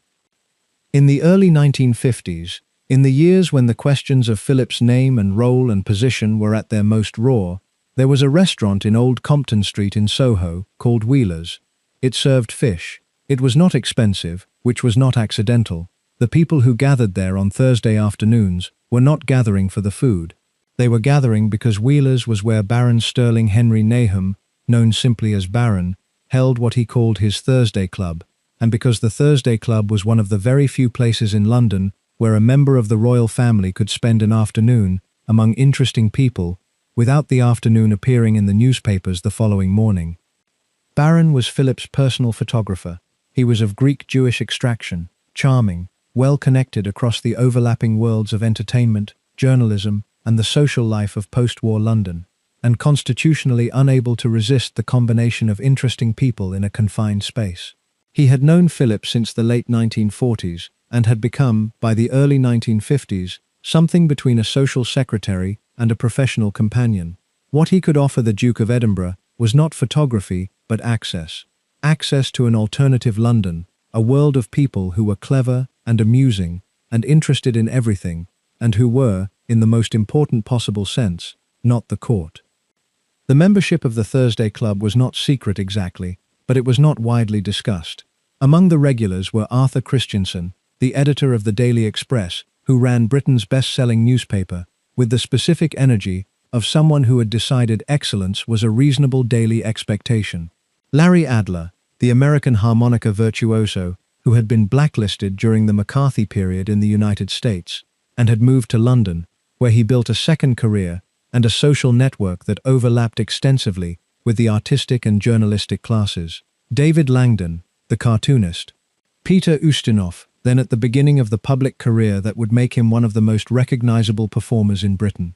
James Robertson Justice, the Scottish actor, whose physical presence was as large as his opinions. Various journalists, writers, and creative people who moved through the intellectual life of post-war London. And women on occasions, whose names have not always been recorded with the same precision as the men's. What happened at the Thursday Club, stayed at the Thursday Club. That formulation is so standard that it has stopped carrying information. What can be said is that Philip, in the early 1950s, found in these Thursday afternoons something that his public role did not provide, and his private household could not provide. A space where he was not the Queen's husband, but was simply himself, among people who treated him as an interesting man rather than a title. This is not unusual for someone in his position. People in his position have always wanted this, and have always found means of obtaining it, through one arrangement or another. The specific arrangements Philip made, and the specific people he made them with, are what require examination. The Thursday Club should be understood in the context of what London was in the early 1950s. The city was still physically scarred from the Blitz, still rationed in certain categories, still in the process of rebuilding the physical and social infrastructure that the war had destroyed. But it was also, specifically in the areas of entertainment and journalism and the creative arts, living through a period of genuine inventiveness. The post-war years in London produced a specific kind of social mixing, in which people from very different backgrounds found themselves at the same tables in the same rooms, in ways that pre-war London's more stratified social geography had not often allowed. Wheelers in Old Compton Street occupied the geographic and social heart of this mixing. Soho in the early 1950s was the part of London where the distinctions between categories that elsewhere in the city remained carefully maintained were most freely ignored. You could find, in a single evening in Soho, a film director talking to a jazz musician, talking to a crime journalist, talking to a minor aristocrat, and none of them would find the combination unusual or requiring explanation. Philip, who had grown up across European capitals, and who had the specific social intelligence of someone who had never been able to rely on a single fixed social world, was comfortable in this environment in a way that the court environment could not produce.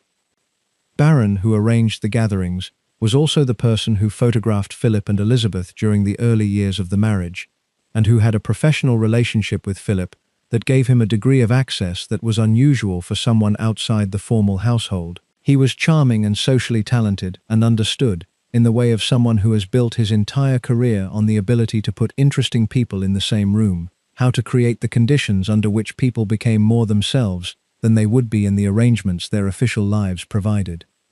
The women who appeared at the Thursday Club gatherings have been described in subsequent accounts with a vagueness that is not accidental. They were entertainers, socialites, journalists, writers, women from the world of London's creative and professional life in the 1950s, who moved in circles that overlapped with the circles Barron occupied, and that Philip accessed through Barron. The specific names that have appeared in connection with Philip across this period, beyond the names already discussed in this program, include others that were mentioned in the gossip columns of the time, and then were absorbed back into the general atmosphere of rumour that surrounded Philip's private life, and that the palace's policy of non-engagement left permanently unresolved. The policy of non-engagement was itself a form of management.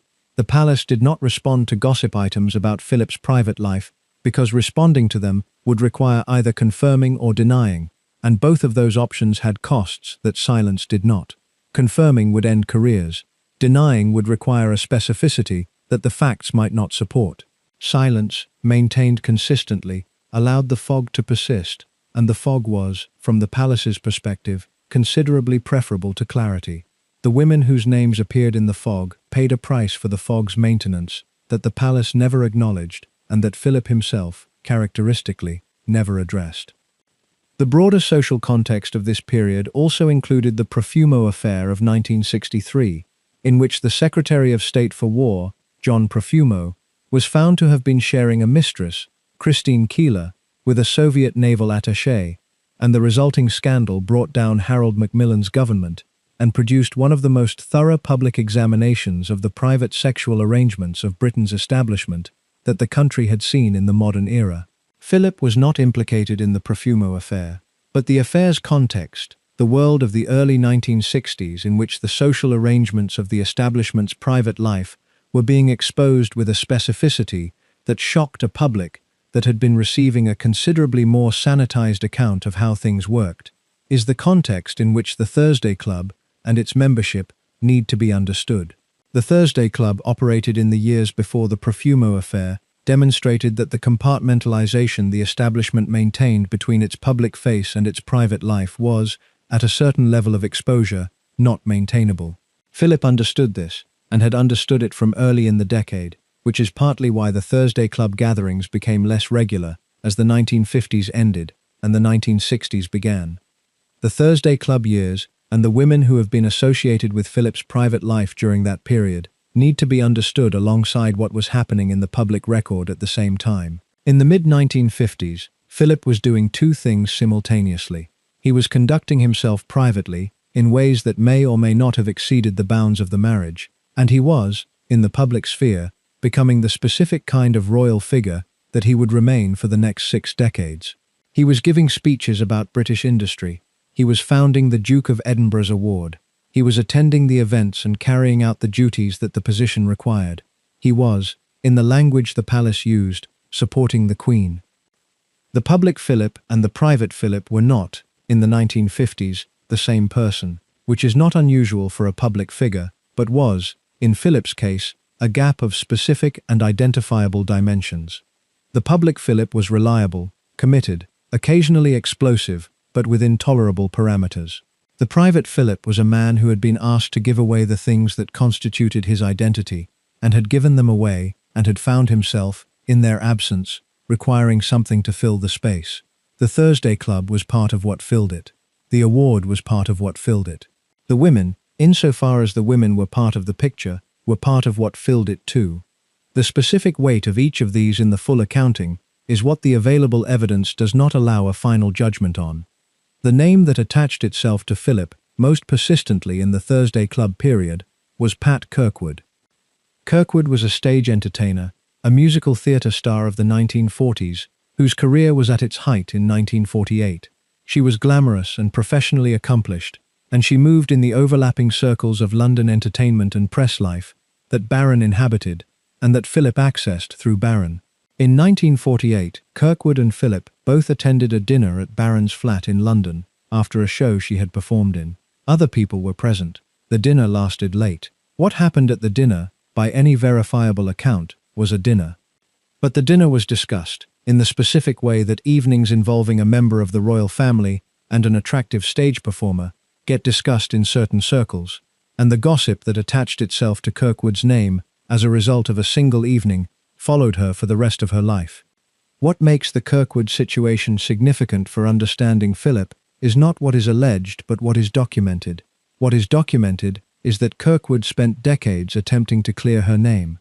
She wrote to newspapers. She lobbied for the palace to issue a statement that would end the speculation. She was met, in every case, with silence. The palace's silence in cases of this kind was not denial, but simply the refusal to engage, which is a posture that has a particular asymmetric effect. It leaves the person attached to the royal name unable to contest the attachment, because contesting it requires confirmation from the one institution that has decided not to confirm anything. Kirkwood, in her memoir, wrote with controlled fury about the fact that her reputation had been attached to his, and the asymmetry of consequence was complete. For him, the episode was one more rumor in a pattern of rumors that the public found largely interesting rather than scandalous. For her, it was a permanent qualification attached to her professional identity. She asked, in print, why her name should pay the price of its attachment to his. It was a reasonable question. She died in 2007 without a satisfactory answer. Helene Cordet was a more complex and considerably longer story. She had been born Helene Foufounis in Paris, to a Greek family that moved in the same expatriate circle as Philip's family during the 1920s and early 1930s. As children in Saint-Cloud, they had known each other, as the previous part of this program described. When Philip moved to England and his naval career and then the marriage, The early familiarity receded into the category of childhood acquaintances. Helene, meanwhile, made a life in Britain. She had married an English businessman named Marcel Boiseau in the late 1930s and had a son with him named Max. The marriage ended. She married again in 1946, an airline pilot, a second marriage that also did not hold. By the early 1950s, she was a single mother and a professional entertainer, performing in London cabaret, in the kinds of supper clubs and intimate theatres that post-war London supported. She was known professionally as Helene Cordet. She also had a daughter named Louise. The question of Louise's father was, among people who knew the family, a matter of private speculation, in which Philip's name appeared with some regularity. Philip stood godfather to both Max and Louise. He paid for the schooling of both children. He did these things not as a single gesture, but as a sustained commitment across the years of their education, a fact that a number of people were aware of, and that a number of people drew their own conclusions from. Helene published a memoir in 1961, titled Born Bewildered, in which she wrote about her childhood, her years in Britain, and her friendship with Philip. The book addressed the rumors the only way available to her without destroying other things, by describing a deep childhood friendship that had continued into adult life, because Philip had so few remaining connections to his world before Britain claimed him, that those connections had an emotional value that was specific to his circumstances. She said nothing more explicit than this. Whether her reticence was the reticence of honesty or the reticence of discretion is a question the memoir cannot answer. The specific question of who fathered Helene Cordet's children remained publicly unresolved for the rest of her life. She died in 1986. The children, Max Boiseau and Louise, grew into adults with their own careers and their own lives, and neither of them, in any public statement, addressed the question of their father's identity in terms that would settle it. Max Boiseau became an academic, a professor at IESE Business School in Barcelona, and later at the University of Oxford, a serious scholar of organizational theory whose work had nothing to do with the royal family or the circumstances of his birth. Louise was less public. Philip continued to acknowledge the connection to both children with the specific form of acknowledgement available to him: the godfather relationship, the school fees, the maintained contact across the decades. The question of what exactly the relationship between Philip and Helene was cannot be resolved from the available evidence, and the available evidence is what it is. A childhood friendship in Paris, a renewed contact in London in the post-war years, two godfather commitments to two children whose paternity was privately discussed in their social circle, school fees paid over a period of years through arrangements that multiple people were aware of, a memoir published in 1961 that described the friendship warmly and carefully said nothing more specific. These facts can support multiple interpretations. The interpretation that assumes the friendship was simply a friendship that Philip took seriously enough to extend to the children is plausible. The interpretation that reads the specific pattern of his involvement as suggesting something more is also plausible. The honest account requires acknowledging that both interpretations are plausible and that the available evidence does not resolve the question. What the evidence does resolve is that Philip, in the period when the childhood friendship with Helene was most visible, was a man under specific and identifiable pressures: the loss of his naval career, the surrender of his surname, the daily experience of occupying a position in his own household that had no adequate name, that he found in his old friend from the Paris years, a woman who had known him before any of this was the shape of his life, a specific and valued form of contact with the person he had been before the position claimed him, is something the evidence supports clearly. The specific form that contact took is the part that the evidence cannot resolve. The people who have written about Helene Cordet since 1961 have divided into those who take her at her word and those who read the specific pattern of Philip's behavior, the godfather commitments, the school fees, the sustained involvement across the years of the children's growing up, as confirmation of what the other evidence implies. What the other evidence implies is that Philip, in the period when his professional identity had been stripped from him, and his name was not his children's name, and his position was one step behind a woman whose position was constitutional, found in the specific warmth of an old friendship with a woman who had known him before any of this happened, the specific relief of being simply Philip. Whether that relief included anything more than friendship is a question no available evidence answers definitively. Anyone who claims definitively that it does or does not is claiming more than the record supports. What the record supports is that Philip chose to make this friendship visible in ways that someone concerned about appearances would not have made. He stood godfather to the children at formal religious occasions that were attended and photographed. He paid for the schooling through arrangements involving multiple people's knowledge. He did not hide the connection, whether this was because he had nothing to hide or because he had decided, consistent with the press management philosophy he had developed in other contexts, that openness was its own form of protection, is again a question the record does not answer. The February of 1957 produced the most sustained public examination the marriage had yet faced. Philip had been on a Commonwealth tour since October 1956, covering Antarctica, Australia, New Zealand, and multiple other territories, travelling aboard the royal yacht Britannia. His equerry, Michael Parker, accompanied him. Parker was going through a divorce, and the British press was aware of this, and the combination of Parker's marital situation, Philip's prolonged absence from England, and the route of the Britannia's progress across the southern hemisphere was providing the tabloids with material that they were restraining themselves from publishing with increasing difficulty. The American restraint gave out in February 1957. A wire service item from the Baltimore Sun ran, claiming the marriage was in crisis and the long tour was the physical expression of an estrangement. The British editors saw it and suppressed it, but the suppression was itself information in the circles where such things were tracked, and within days the item had penetrated enough conversations to require a formal response. The formal response came from Buckingham Palace on February 22, 1957, in the form of a written denial. This was, by every standard of how the palace had operated across the preceding decades, an extraordinary step. The palace denied things by not speaking about them. Formal written denials were for different categories of claim. The very act of denying the item confirmed, to every informed observer, that the item had hit something real. On the same day, the Queen made Philip the rank of Prince of the United Kingdom, a title he had not technically held since his marriage. This was read as a statement of public solidarity. It was also read as the kind of statement that is made when something requires saying that cannot be said in available vocabulary. Philip completed the tour and flew back to Gibraltar, where the Queen met him. They were photographed together.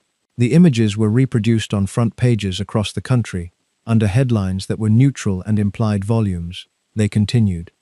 What the tour had actually contained is known in outline from the accounts of people who were on the Britannia during those months. Michael Parker, in various accounts given over the years before his death in 2001, described Philip during the tour as energetic, present, thoroughly engaged with the social world the tour provided. Parker was careful about what he confirmed and what he implied. The implication, which several biographers have noted, was that Philip during the tour had been conducting himself in a way that was consistent with someone who had recently had a significant argument and was operating on the far side of that argument, with the freedom that the other side of a significant argument sometimes provides.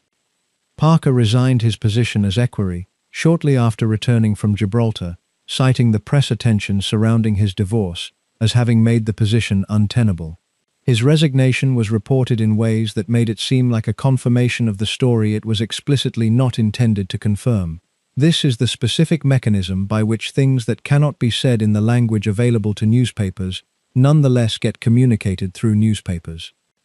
After 1957, the subject of Philip's private arrangements with specific women became one of those subjects the British press treated through the specific mechanism of conspicuous non-discussion.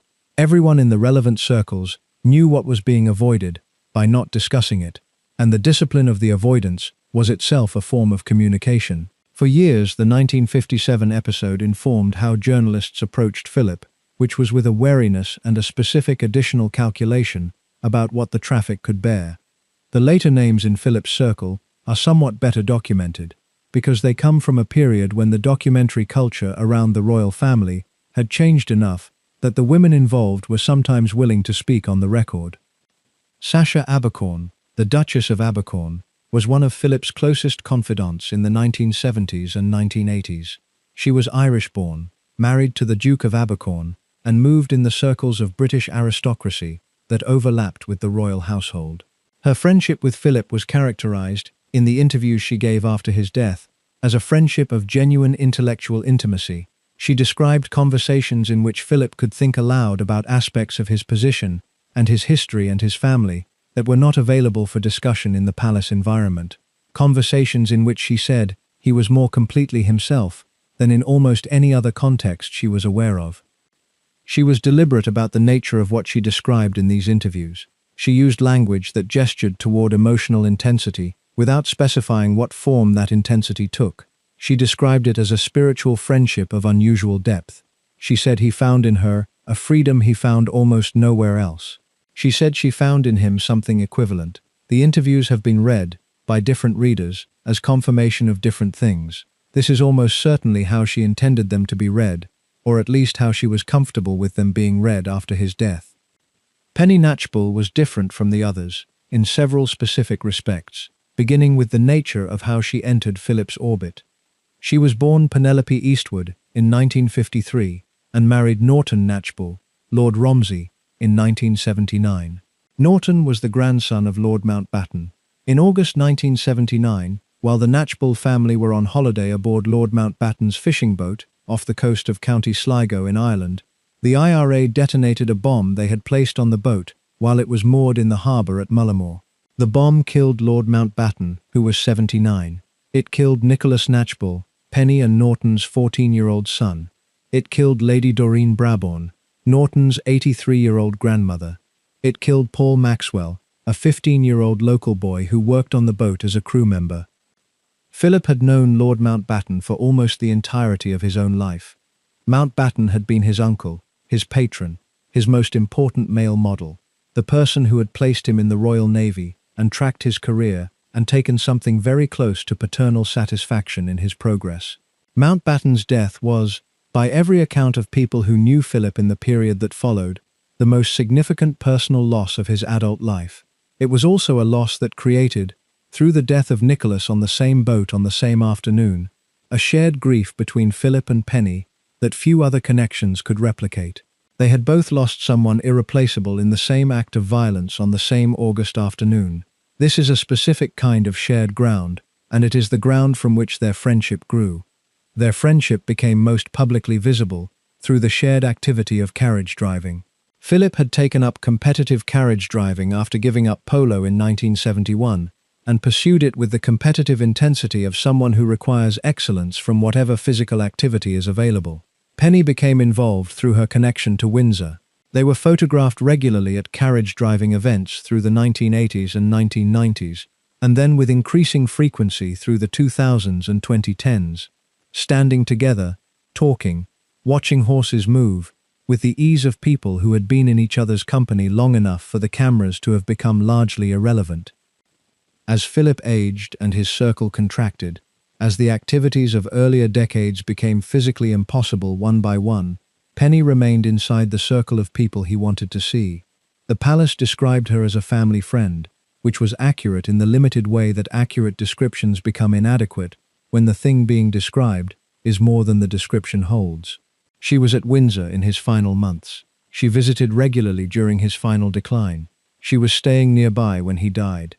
At his funeral in April 2021, conducted under COVID protocols limiting attendance to 30 people, she sat in a middle pew, separated from the family by the distancing requirements, alone. The image of her sitting there, a few rows from the Queen who was also sitting alone, appeared in newspapers around the world. Many papers ran it without adequate caption. Some papers ran it with captions that described what it meant, with more confidence than the available evidence supported. The image was, in itself, a statement that neither she nor the palace was going to explain, and the not explaining was, in the specific language of the palace and the world that surrounded it, its own form of confirmation. What can be said of Penny Knatchbull, without claiming more than is known, is this. Philip chose her company, regularly and consistently, and in later years very frequently, in the way he chose the company of very few other people.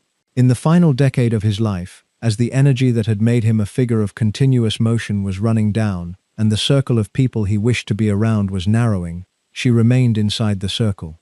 She was one of the people he telephoned on Sundays. Philip, across a long life, was not easily glad to see people. The ones he was glad to see were people he had chosen carefully and kept for reasons that mattered to him.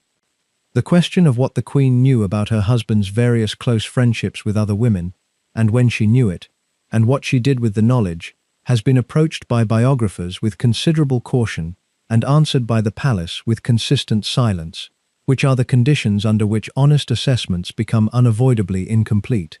What can be said, based on the accounts of people who observed the marriage from within the household across decades, takes a specific shape. The Queen was not unintelligent about people. This seems worth stating plainly, because the public account of Elizabeth, which emphasized duty and composure and the formal functions of monarchy, sometimes implied a corresponding limitation of emotional perception, as though someone trained to remain composed in public was equivalently limited in private insight. The people who worked closest to her across her reign understood the opposite to be true. She read people with considerable precision, as someone who had spent her entire adult life in formal settings, where the gap between what people said and what they meant was a navigational requirement. She read Philip with the precision that develops over decades of specific daily observation. She knew what his friendships with other women contained, in the general sense that she understood the character of the man she had married, and understood what that character was capable of and incapable of, across the dimensions that mattered to her. The specific question of whether she knew the specific content of specific relationships is unanswerable with the available evidence, and pretending otherwise serves no honest purpose. What the available evidence does suggest is that she had made a decision, and made it early, about the terms on which she was going to conduct this marriage, and that the decision included the acceptance of aspects of Philip's character that a different woman, or a woman in a different position, might not have accepted. The decision was not made from weakness, which is the reading of it that takes insufficient account of who she was. It was made from a very specific kind of strength, the strength of someone who had assessed what she had and what she would have without it, and who chose, on the basis of that assessment, to accept the cost of the arrangement rather than the alternative. What she had in him was specific and irreplaceable. A man who walked behind her in public without making the walking seem like diminishment. A man who could sit across a table from an American president or a Soviet premier and hold the conversation as a genuine equal, which she could not do from her constitutional position, because her position required a formal distance that made genuine conversational equality unavailable. A man who made her laugh in ways she could not be made to laugh by anyone else in her immediate environment, because the people around her were almost always aware of who they were laughing with, which prevents the particular quality of unguarded laughter. A man who was not, and never had been, in any way intimidated by her, which required a specific and unusual formation to achieve, and which only one person in her immediate environment possessed. The biography of the marriage, written by Robert Lacey, drawing on access to people close to the household, quotes a household member describing the Queen's approach to the difficulties of her marriage as, "She decided what she wanted, and she kept it." This is understated but in the direction of accurate. She wanted Philip. She kept him. The keeping required compromises that the official story never addressed, and that the people inside the household understood without needing to discuss.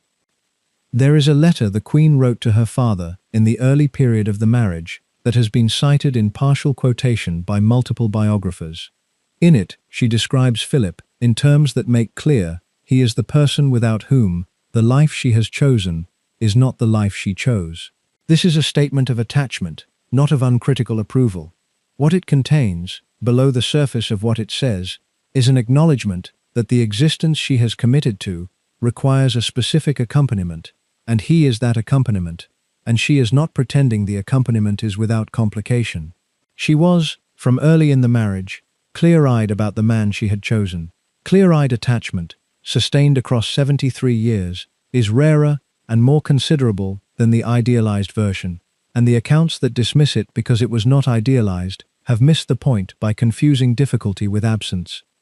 The specific letter the Queen wrote to her father in the early period of the marriage deserves more attention than the brief citation it usually receives in the secondary literature. The letter, written when Elizabeth was in her early 20s and the marriage was still in its first phase, before the accession had changed its entire external structure, describes Philip in terms that combine affection with a clear-eyed acknowledgement of his character. She was not, in this letter, describing a perfect man or a simple man. She was describing the specific man she had chosen, and the specific reasons she had chosen him. And those reasons were the reasons of someone who was already thinking about the long term rather than the short term. This is characteristic of Elizabeth's approach to nearly everything. The long-term calculation, made early, with the short-term costs acknowledged and accepted as the price of the position she was aiming for. She had applied this thinking to her own constitutional role when she was 21, in the South Africa broadcast. She applied it to her marriage. She applied it to the decisions about her household and her household staff, and the running of the institution across 7 decades. The quality that her advisors consistently described as her defining characteristic was not glamour or charisma or any of the more dramatic qualities. It was judgment, specifically long-term judgment, the ability to see further ahead than the immediate situation required, and to make decisions on the basis of what would be needed in 10 years, rather than what would be wanted tomorrow. Applied to her marriage, this judgment produced specific practical decisions. One of those decisions was the construction of a private sphere within the marriage that the official sphere could not enter. She and Philip had rooms at Windsor and at Balmoral, and at Sandringham, where the household staff were not present, where the public performance could be set down, where the two of them could be in the specific company of each other that she had chosen when she was 13, watching him eat shrimp at Dartmouth, and had continued choosing across 73 years. What happened in those rooms was private, in the sense that it was completely, genuinely private, in the way that very little else in their lives was private. The public had access to almost everything else: their wardrobes, their public speech, their public expressions, their public relationship to each other. That room was theirs. The people who got close to both of them, separately, across the decades, report a consistent picture. When they described the marriage to trusted confidants, both of them described it with a gratitude that was not performed and not simple. Elizabeth described Philip as the one person who could be with her without wanting anything from her that she hadn't already agreed to give. Philip described Elizabeth, in the oblique way he described anything personal, as someone without whom the position he was in would have been not just different, but not survivable in the way that he needed it to be survived. These are not the descriptions of a purely institutional arrangement. They are the descriptions of two people who found in each other the specific thing they needed, and who knew they had found it, and who, across 73 years of considerable complication, never stopped knowing it. What the accommodation the Queen made of Philip's private life actually looked like, in practical terms, is something the available evidence cannot specify. What it looked like from the outside, to the people who observed their public life together across decades, was a marriage in which the internal temperature was consistently warmer than the public record suggested it should be, given what the public record also contained. People who watched them at private occasions, small dinners and family gatherings, and the specific informal moments that the cameras occasionally caught, described something between them that was not the performed solidarity of two people who had agreed to present a unified front. It was something more relaxed and more private than that, the ease of two people who have accumulated enough shared reference and shared history and shared knowledge of each other to be genuinely at ease in each other's company. This ease, visible to the people who were inside the private world, was the thing the official version of the marriage actually got right, even if the official version got almost everything else wrong. The love story it described was real. Its shape was different from the official description, and the things it contained were more complicated than the official description acknowledged. But the core of it, the specific attachment between two people who had chosen each other and kept choosing each other across 73 years, was accurate. The official version just didn't have the language for what it was describing. The Queen, by the accounts of people who observed her with Philip across the decades, looked at him differently than she looked at anyone else. Not differently in a way that was performed or was intended to communicate something to an audience. Differently in the specific way of someone who has a private reference point that other people in the room do not share and cannot access. He could catch her eye from across a room at a state dinner and produce in her an expression that the people watching the state dinner sometimes caught, and that the photographs occasionally captured, and that no one has ever successfully translated into available language. On their 50th wedding anniversary in November 1997, speaking at a banquet in his honor, the Queen said that he had been her strength and stay all those years. The phrase was the kind of phrase that sounds like ceremony, and is also, in the right mouth at the right moment, completely literal. She meant it as literally as any public statement she ever made about anything. The people in the room who knew her understood this without difficulty.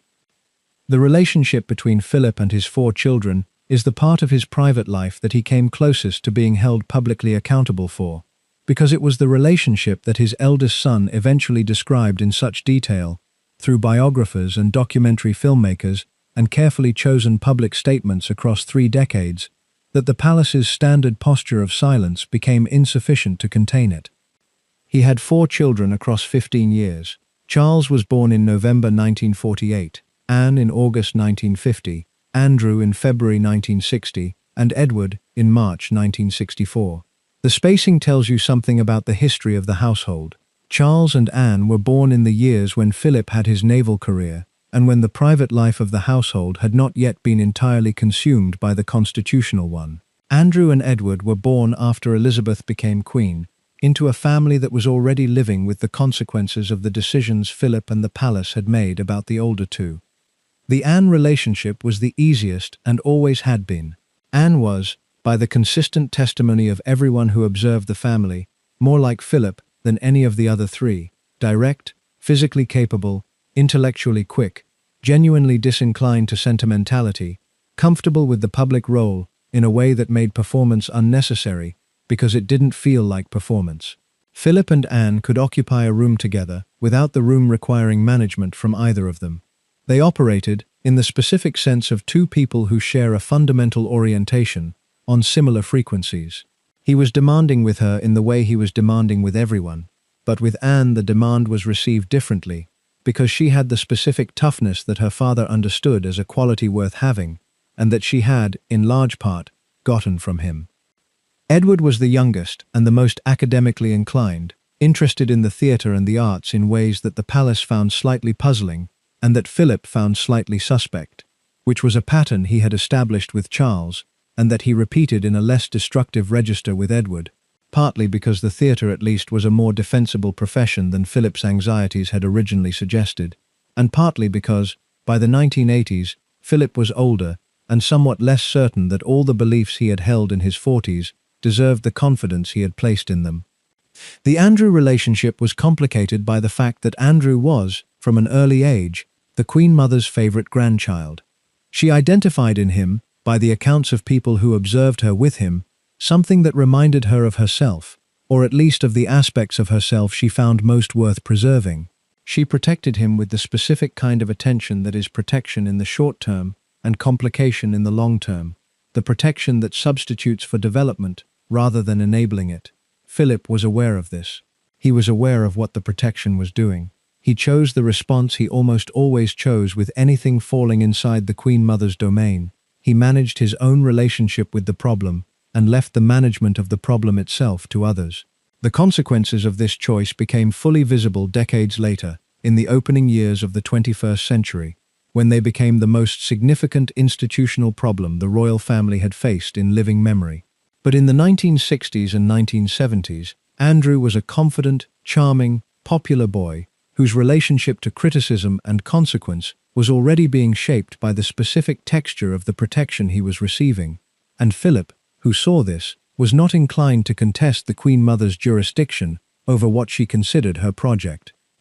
The Charles relationship is the one that requires the most care to examine honestly, because it has been most carefully examined by the people who lived it, and most aggressively characterized by people who didn't, and because the available accounts are simultaneously more specific and more contested than almost anything else in Philip's private life. What is known, from the authorized biography by Jonathan Dimbleby published in 1994, from the accounts of contemporaries who were at Gordonstoun when Charles was there, and from the correspondence cited in multiple biographical accounts, is this: Philip chose Gordonstoun for Charles. He chose it over Charles's own preference for a different school. He chose it because Gordonstoun had made him, and he believed with complete sincerity that it would make his son, and the sincerity did not make the belief less wrong. Charles was sent to Gordonstoun in 1962. He was 13 years old. By the consistent assessment of people who knew him as a child, he was a sensitive, artistic, somewhat introverted boy who had grown up in a household where being the heir to the throne had made ordinary childhood friendship very difficult, because the children who wanted to befriend him had to want to befriend the heir to the throne, which filtered out the people who simply liked Charles in favor of the people who were attracted by proximity to Charles, who are different people with different motivations. He arrived at Gordonstoun already having experienced the specific loneliness of someone too conspicuous for casual connection, and he arrived there into an environment that was designed to address loneliness by giving you something more physically demanding to occupy your attention. Gordonstoun in 1962 was not the school Philip had attended in 1934. The culture had hardened in ways that Kurt Hahn's original philosophy had not intended, and that Philip, who had flourished there, and whose memories of it were specifically positive, had not anticipated. Charles was treated by other boys in ways that went beyond the ordinary competitive harshness of adolescent institutions. He was beaten. He was targeted for his position and for his physical diffidence. He was subjected to the specific social violence that boarding schools of that era sometimes produced, and that the adults responsible for the institution were either not observing or choosing not to address. A schoolmate from that period, in interviews given decades later, confirmed the physical harassment, confirmed the social isolation, confirmed that any boy who visibly befriended Charles did so at the cost of becoming a target by association. Charles wrote home. The letters he sent, fragments of which appear in various biographical accounts, are among the more distressing pieces of private royal correspondence from the modern era. He told his mother in one letter that the school was absolute hell. He told her in another that he had no friends because having friends meant the friends were punished for having him. He described, in terms that were controlled for a 13-year-old but that read now as exactly what they were, which was a request for help, the experience of a boy being systematically isolated and physically assaulted in an institution chosen for him by a father who intended it as a gift and a preparation. Philip's responses to the letters, as characterized by people who have read them, were brief. They told Charles to manage himself. They told him that Gordonstoun had made his father and would make him too. They did not acknowledge the specific content of what Charles was describing. They expressed, in the consistent language of Philip's formation, the belief that the way through difficulty was through it, that the person who learned to manage adversity became capable, while the person who avoided it became less so. The belief was not without its applications in the world.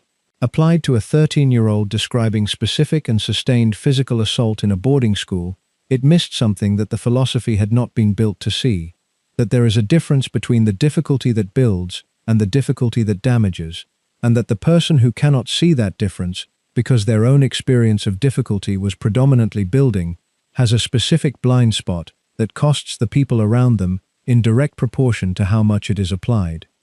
There was one specific episode that became the most frequently cited illustration of how the institutional logic of Philip's approach to Charles's school years actually worked in practice.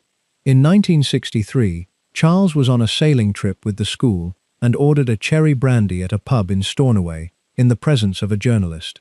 The story made the newspapers.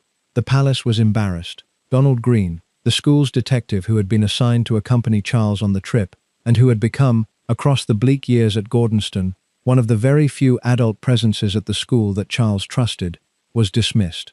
He was held personally responsible for the press attention.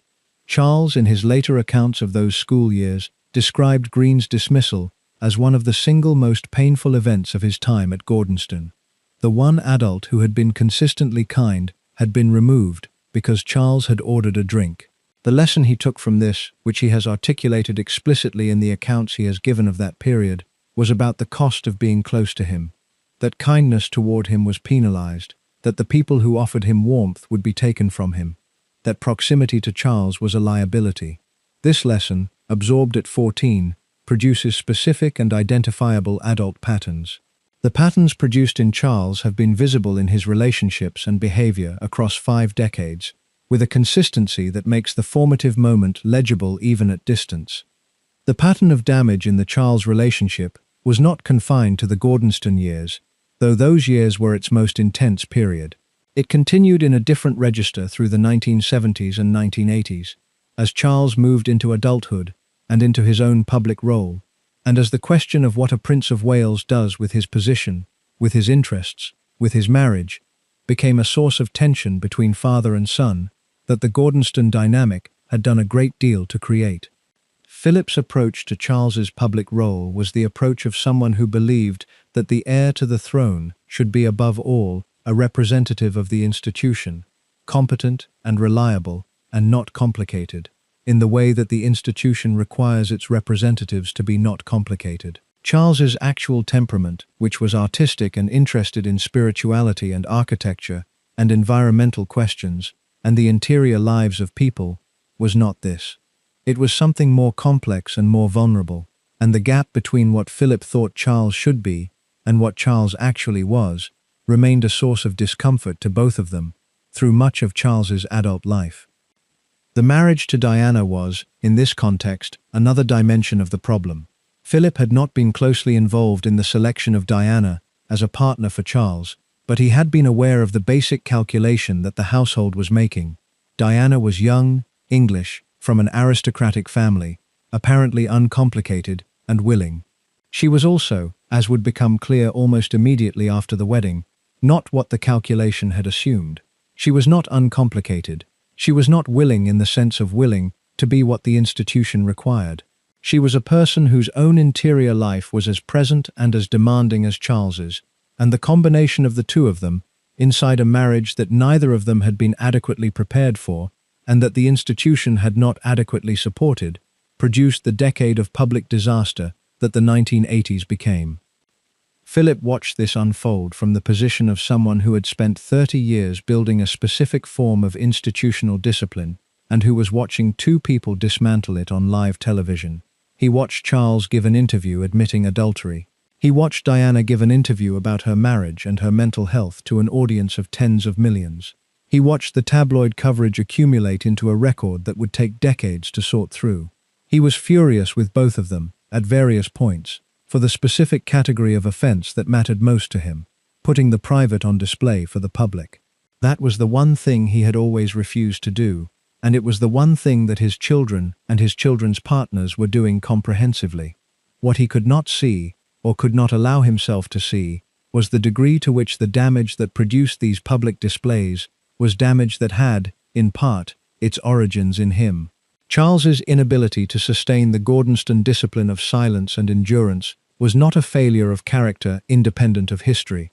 It was the result of a history that Philip had been part of making. Philip, in the various accounts that have touched on the Gordonstoun years, acknowledged that Charles had not been happy there. He did not, in any available account, acknowledge that the unhappiness had been preventable, or that his own responses had added to it, or that the specific school had been wrong for the specific child. He had chosen Gordonstoun because he believed in what it had given him, and the belief was foundational, and foundational beliefs in someone of Philip's formation do not revise easily. This is not malice. It is the specific blindness of someone whose own experience of difficulty was so thoroughly incorporated as a formative positive that they cannot distinguish between the difficulty that builds and the difficulty that damages, because for them those were, at the relevant ages, the same thing. Philip survived Gordonstoun and became someone formidable. He therefore believed Gordonstoun would produce someone formidable. What he could not see was that the person he became at Gordonstoun was the person he was already partly becoming before he arrived, and that Charles was a different person, arriving in a different decade at a school that had changed in the intervening years in ways Philip's memory of it could not account for. He was not without tenderness as a father. This is worth stating because the account of Philip as a father that has the most public currency is the most negative one, and the most negative version is both well documented and incomplete. The people who observed him in informal settings with his children, including Anne's account and Edward's account, and the accounts of household staff from the children's younger years, describe someone capable of warmth and genuine engagement in specific contexts, particularly in outdoor settings, in activities that allowed the constitutional weight of the position to be temporarily set down. His grandchildren, several of whom have spoken about him since his death, describe someone who was present for them in ways he had not always been able to be present for their parents. The capacity was in him. What it required was the absence of the performance, the absence of the accumulated weight of the position, and what the position had cost, and what it required him to be, every day, in every room, where cameras might be present. In the later years, with grandchildren, in the specific freedom of being a grandfather rather than a father, the weight had reduced to something he could occasionally set aside. When he set it aside, the person who was there, the person underneath the institution, was different from the one most of the public record shows. The Duke of Edinburgh's award gave Philip a specific relationship with young people that his constitutional position and his family relationships did not easily provide. The young people who came through the award, from backgrounds that ranged across every measurable social category in Britain and across the world, met him at award presentations and in the outdoor contexts that the expedition component produced. And what they encountered was someone who was interested in them in a way that was not ceremonial.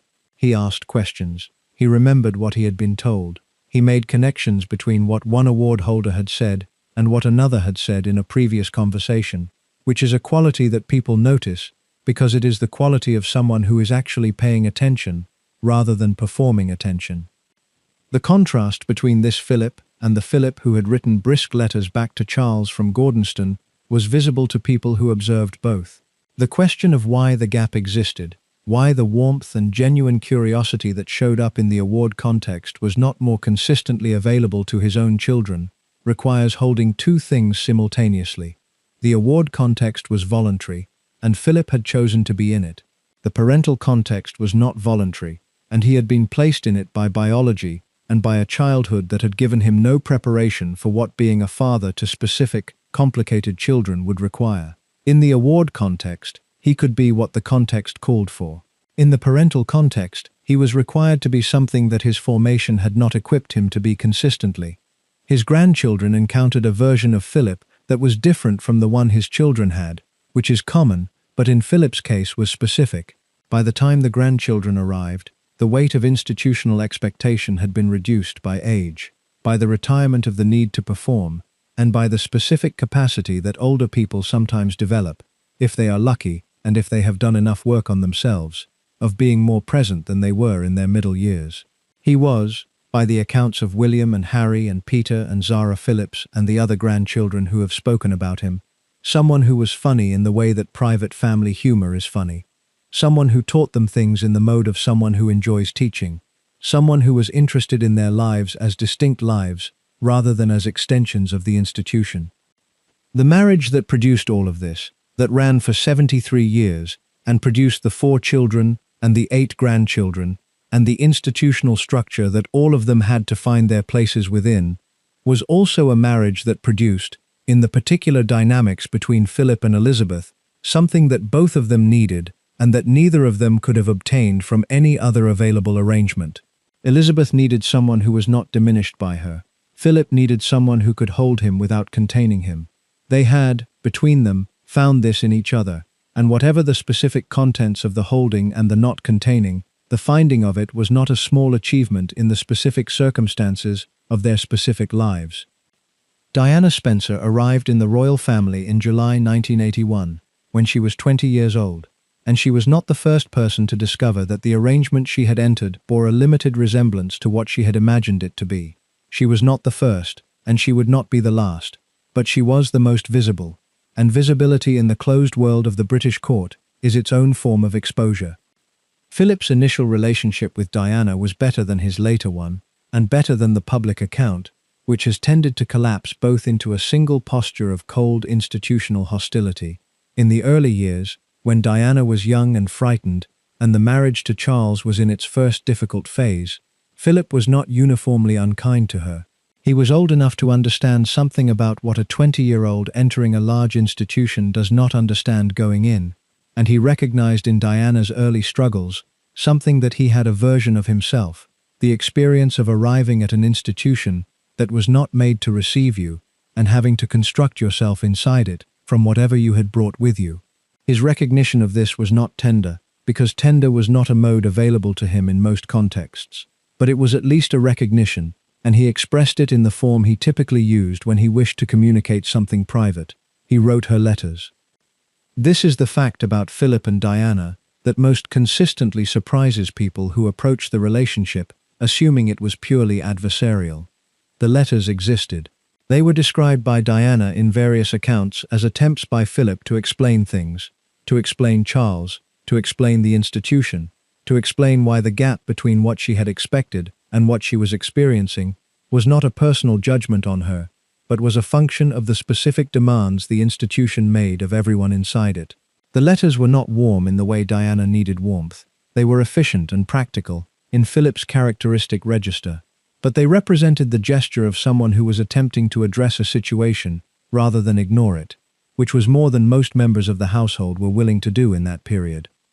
Diana's own account of the letters, in the material that she contributed to the Morton biography, and in conversations she had with various confidants across the decade of her failing marriage, was ambivalent. She acknowledged that Philip had tried to communicate with her in ways that other members of the family had not. She also found the letters cold, and found their practical tone inadequate to the emotional reality she was living through. Both of these responses were reasonable. Philip was, in the letters, doing what he was capable of doing, which was a real attempt, and it was not enough, which was also true. He could not give her what she needed, because what she needed was a form of warmth that he had never been able to produce consistently for anyone.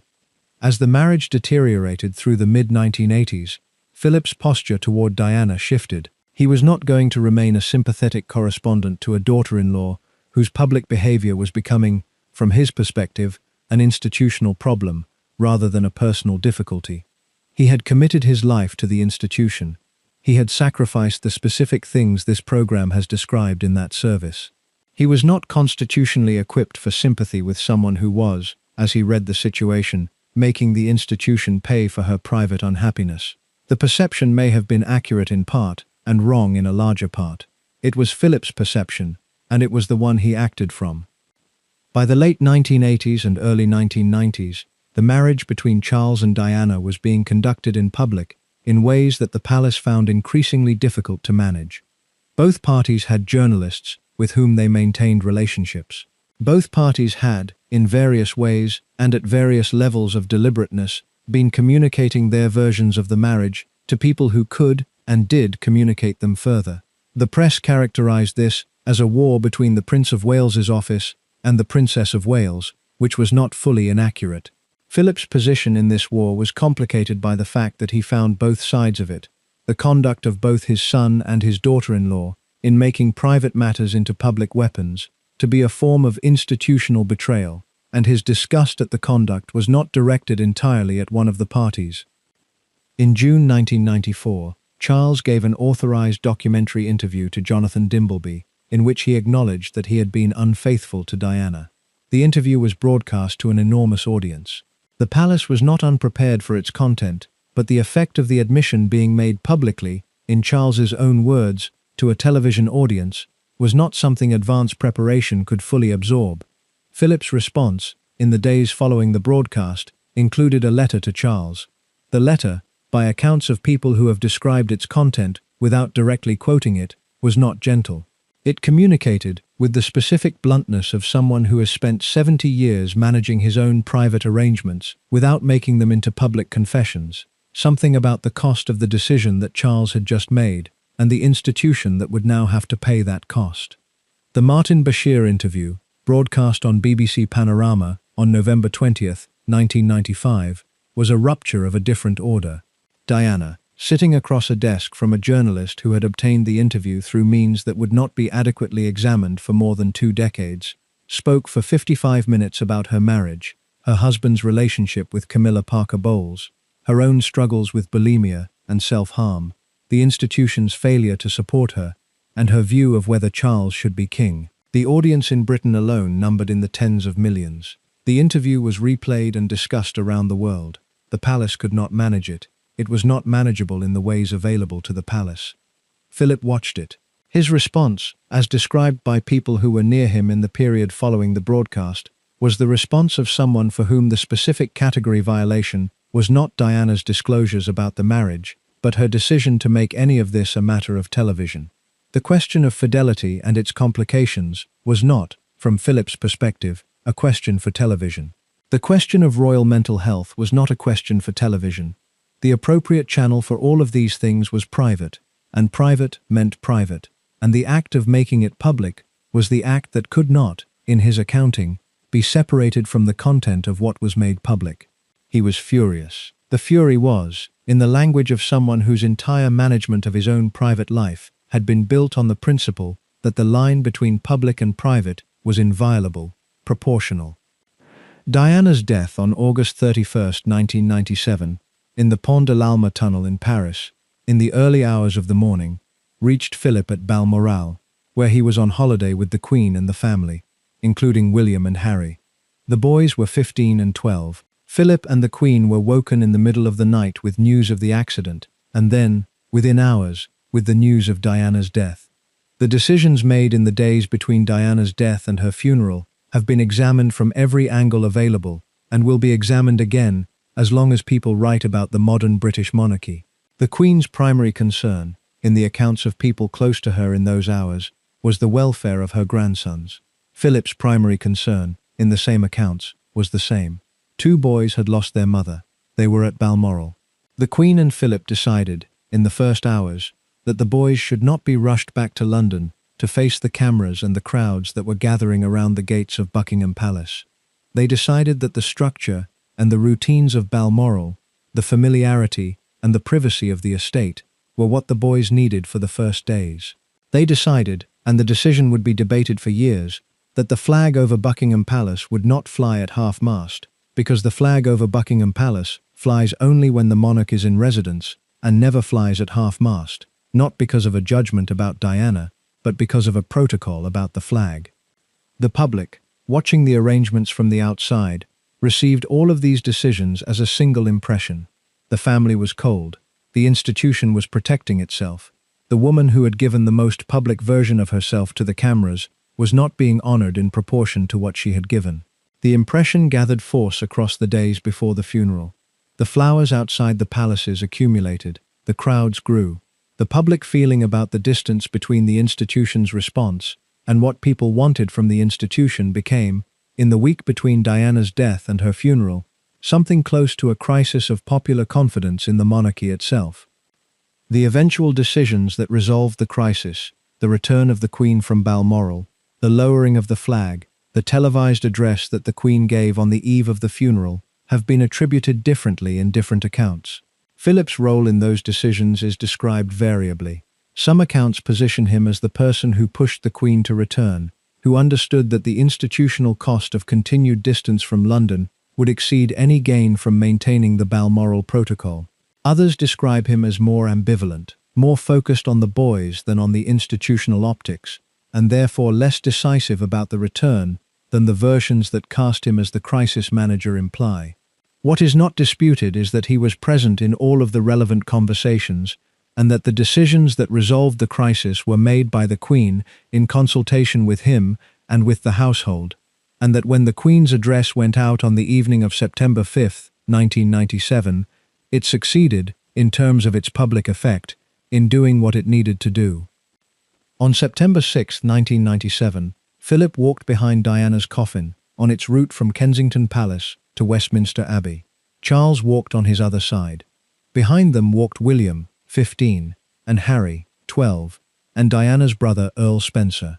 The decision that William and Harry would walk behind their mother's coffin rather than travel separately in a car was made, by accounts that touch on the specific conversation, partly on Philip's persuasion. He reportedly told William that if he walked, he would not walk alone, and that he and Charles would be there.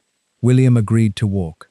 Philip walked with his grandson for the full length of the route, which was several miles, through crowds that lined the streets in enormous numbers, in a silence that has been described by everyone who was in London that morning as unlike any other silence they had experienced in a city. He was 76 years old. He had walked behind his wife for 45 years.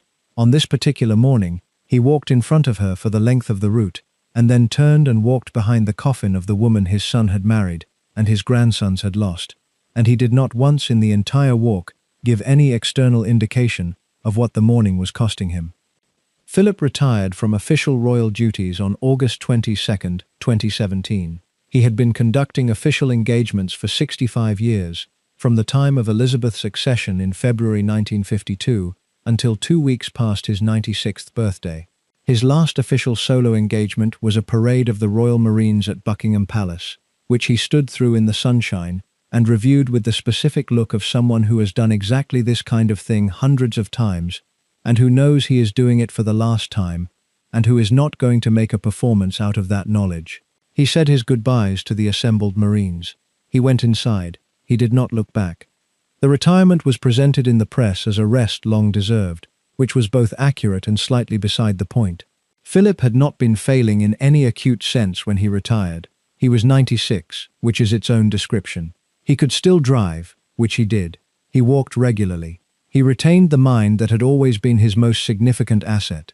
But the gap between what he was capable of and what the public role required had been narrowing in ways that his particular pride made difficult to manage from the inside. And the retirement was the decision of someone who could still perform the role, but who was no longer certain that performing it was the most honest service he could offer. After the retirement, he went primarily to Windsor and stayed there. Not to Buckingham Palace, not to Sandringham for any extended stay, but to the Wood Farm cottage on the Sandringham estate during holidays, and primarily to Windsor Castle, to the rooms he had occupied across decades of royal life, to the grounds where he had spent a significant portion of his life, competing in carriage driving, and managing the estate, and walking the dogs, and doing the things that people constitutionally prohibited from having direct institutional power do, with their time when the cameras are elsewhere. He read. He had always been a reader of serious books, history, science, biography, theology. He had argued about ideas since the Thursday Club days, and had not stopped arguing about them, simply because the participants had changed. He painted watercolors, which he had done since middle age, and which he was, by accounts of people who saw the work, better at than the modest way he spoke of it suggested. He corresponded, maintaining a handwritten letter habit across decades that was becoming increasingly unusual among people his age by the time he retired. He telephoned people on Sundays. The Sunday telephone calls were characteristic. Philip, who had spent 65 years being constitutionally present for every official occasion that required his presence, was in retirement, something that the official years had not left him much space to be. A person in voluntary contact with the people he chose. The list of people he called, which included family and old friends, and a handful of specific people who had become important to him in ways that the palace's categories didn't fully accommodate, was a document of his actual private life, in a way that his public record never quite was. Penny Natchbull was among the people he called. She had been among the people he wanted to see, regularly and consistently, for years, and the retirement years made the regularity more visible, because the other appointments and the official schedule had stopped providing cover for it. The Wood Farm cottage at Sandringham, where he spent much of his retirement time away from Windsor, was comfortable in the specific way of a house used for living rather than display. He had dogs, and he walked them with the regularity of someone who finds in daily physical routine a form of mental order. He read with the thoroughness of someone who has always taken ideas seriously, books about conservation, military history, the natural world, theology, the organizational structures of institutions. He wrote letters in longhand on palace stationery, because a properly written letter remained the appropriate form for communication that mattered, and the letters were, by the accounts of people who received them, worth receiving. The conversations he had in these years, with the small number of people he remained in contact with, who knew him as a person, rather than as an institution, were the conversations of someone who had been thinking about things for a very long time, and had arrived, in his 90s, at positions that were his own, rather than borrowed. He had views about the Church of England, and the direction of the monarchy, and the state of the natural world. He expressed these views to the people he trusted with them, and the people he trusted received them as the views of someone who had been paying attention for a very long time. The carriage driving had ended in 2003, when his body made the competitive demands difficult to sustain. He was 82. He did not make a formal announcement about this. He stopped competing, and then he stopped driving the carriages, and then the horses at Windsor were managed by other people for other purposes, and the thing that had given him the most visible occupation of his later private life was gone. The transition from an active physical life to a less active one is always significant, and for someone whose identity had been partly constructed around physical capability since Gordonstoun, it was a transition of particular weight. What replaced it, as the primary structure of his days, was Windsor itself, the gardens, the walks, the conversations, the correspondence, the specific rhythm of a life lived in proximity to one place across many decades. He had been at Windsor in various capacities since 1947. He knew it in the way of someone who has walked the same paths thousands of times and has accumulated a knowledge of a place that can only come from that duration. In October 2019, Philip was driving on the A149 near the Sandringham estate when his Land Rover was struck by a car pulling out of a side junction. The other car contained 2 women and a baby. The women suffered minor injuries. Philip's vehicle rolled. He was not seriously hurt physically, which, given that he was 97 years old, and had been in a rollover, was a fact that qualified as remarkable. He emerged from the wreckage, was helped by a passerby, and was photographed at the scene, appearing shaken but mobile. The photographs appeared on front pages around the world. Several days later, he was also photographed driving a different Land Rover on the Sandringham estate without a seatbelt, which produced additional press attention of a type that the palace did not enjoy. He surrendered his driving license voluntarily in January 2020, a few months after the accident. He did not make a public statement about this. He did not invite a photographer to document the moment he handed over the license. He made a private decision and executed it privately, which was the way he had managed every significant personal decision across his adult life. The surrendering of the license was, by accounts of people who knew him in those years, something he did with the specific focused unhappiness of someone giving away the last major form of independent movement available to them. He had spent 82 years driving himself where he wanted to go. He stopped. He did not discuss how much he minded. In January 2021, as the second wave of the COVID pandemic was at its worst in Britain, Philip moved to Windsor Castle with the Queen to form what the household described as a bubble, a small, stable group of household staff and immediate family in a single location, designed to minimize the risk of exposure to a virus that, at 99 years old, Philip could not be expected to survive easily. The arrangement was an acknowledgement of something that everyone around him already knew, and that he himself, characteristically, acknowledged through his behavior rather than his words, that the body had limits that the mind had not reached, and that the limits required management. In February 2021, Philip developed an infection. He was admitted to King Edward VII's Hospital in central London on February 16. The palace described the admission as precautionary. He spent 13 days in the hospital, the longest hospitalization of his adult life, which was itself a statement about his condition, even if the palace's statements about the condition were characteristically measured. He was transferred from King Edward VII to St. Bartholomew's Hospital on March 1 for a procedure related to his pre-existing heart condition and for further monitoring. He returned to Windsor Castle on March 16. He died at Windsor Castle on the morning of April 9, 2021. The specific circumstances of his final hours are known to the people who were present in the castle and have not been described publicly in the kind of detail that would allow a complete account. What is known is that the Queen was at Windsor. What is known is that Penny Knatchbull was at Windsor. She had been staying nearby for the weeks of his final decline, visiting regularly, present in the way that only very specific people are permitted to be present in the private final weeks of a very private man. What is known is that the palace statement said he had passed away peacefully, which is the language the palace uses, and which in this instance was confirmed by people close to the household as accurate in the plain sense of a man who had, in the end, simply stopped. The Queen's statement afterward was short. It said that his death had left a huge void in her life. She described him, in what became the most quoted phrase, as her strength and stay. The phrase was the one she had used on their 50th wedding anniversary in 1997, and reusing it now was the response of someone who had found the right words once and discovered, when the moment for them came again, that they still fit better than anything else available. She wore black for months following his death. She attended official engagements with the composure that had always been her professional instrument and her personal default. She spoke about him, occasionally, in the terms that a person uses when referring to something so large that available language keeps failing to match the scale of it.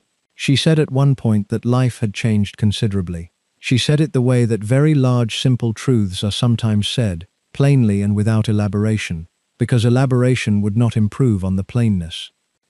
At Christmas 2021, speaking in the televised address she delivered each year, the Queen described Philip as having always been able to see the funny side of life, and said his capacity for laughter had been part of what made it possible to continue across the difficult years the monarchy had managed. She delivered the address sitting beside a photograph of him from their engagement period, taken in 1947, when he was 26 and she was 21. She looked at the photograph during the address.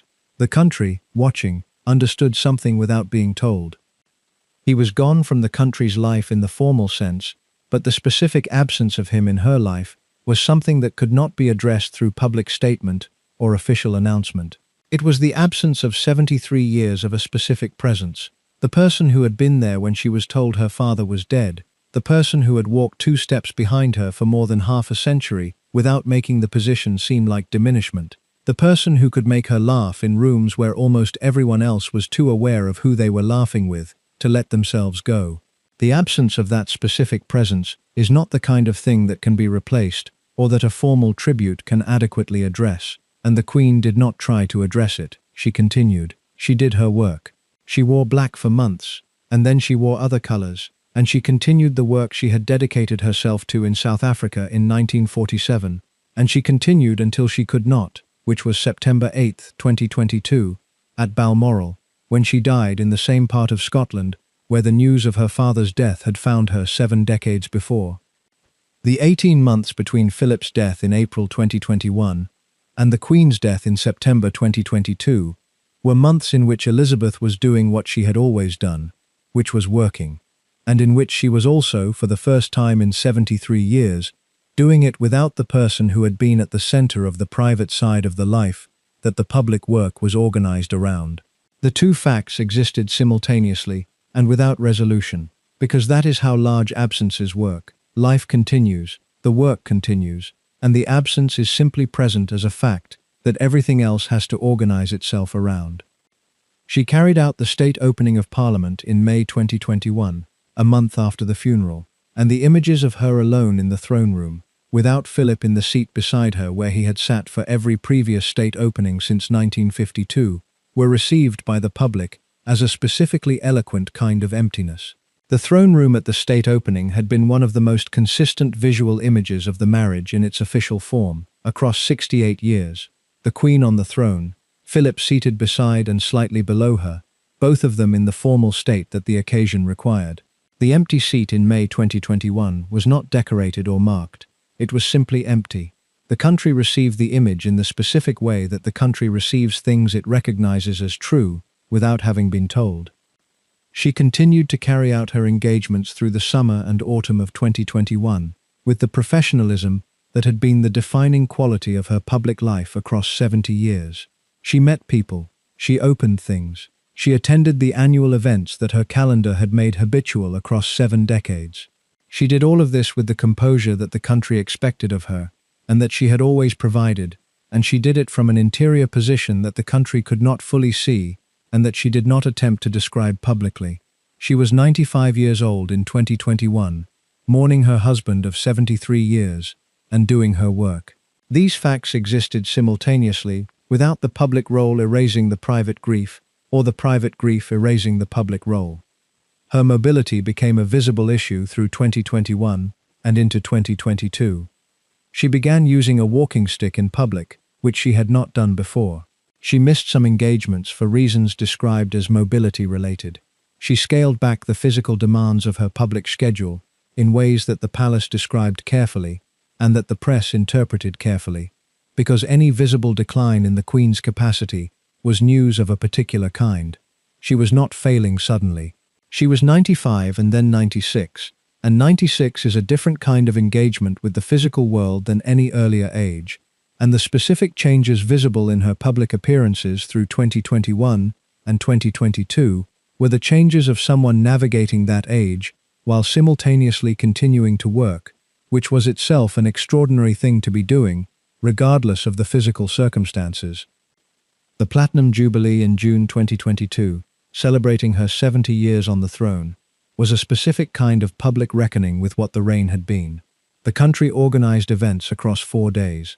The mall was filled in the way it fills for major royal occasions, with people who had traveled from every part of the country and from beyond it to be present for something they understood to be, in some not quite articulable way, historic. The Queen appeared at several of the celebrations, including on the Buckingham Palace balcony on the first day, and the crowd's response was the response of a country that had grown up with her. Not the straightforward joy of a population celebrating a monarch they had chosen, but something more complicated. The response of people who have had someone as a constant for so long that their presence has become part of how you understand the world, and who are now, looking at her on the balcony, aware that the constant is nearing its end. She died on September 8, 2022, at Balmoral Castle, in Aberdeenshire, in the same part of Scotland where the news of her father's death had reached her 70 years before. She was 96 years old. The formal announcement came in the early evening. The flags went to half-mast. The country went quiet in the specific way that it goes quiet when something that has been true for your entire life stops being true. Philip had been gone for 17 months. Elizabeth had outlived him and had continued the work across those 17 months, and had then followed him in the way that people who have been constitutionally joined for long enough sometimes do, as though the arrangement they made when they were young, and the world was different, still had terms that needed to be honored, and they honored them until they couldn't. She was 96. She had outlived him by 17 months. They had been married for 73 years. The numbers are the simplest version of the story, and the most inadequate one. Philip's relationship with religion was another dimension of his private character that the public account rarely addressed adequately. He was not a conventionally religious man, in the sense of someone whose faith expressed itself in regular attendance and public piety.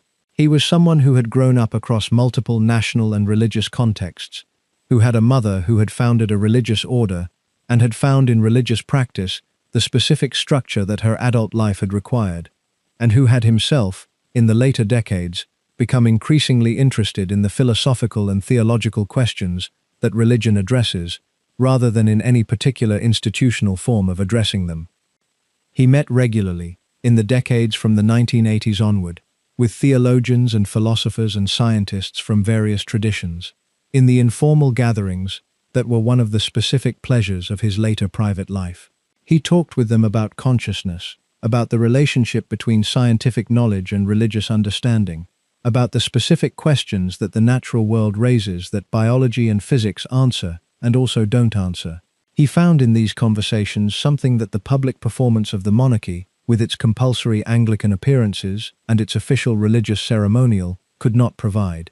Genuine intellectual engagement with questions he had been thinking about for decades without adequate interlocutors. This aspect of his private life, like most of his private life, did not reach the public record in any direct way. The meetings were private, the conversations were private, the thinking he was doing in his 70s and 80s about questions that the public image of him as a gaffe-prone naval officer would not have predicted him to be thinking about was private. It is part of the picture of who he actually was underneath the public presentation, and it is part of what the people who knew him privately knew and what the people who knew him publicly did not. If this program has given you something, please subscribe to the channel before you leave.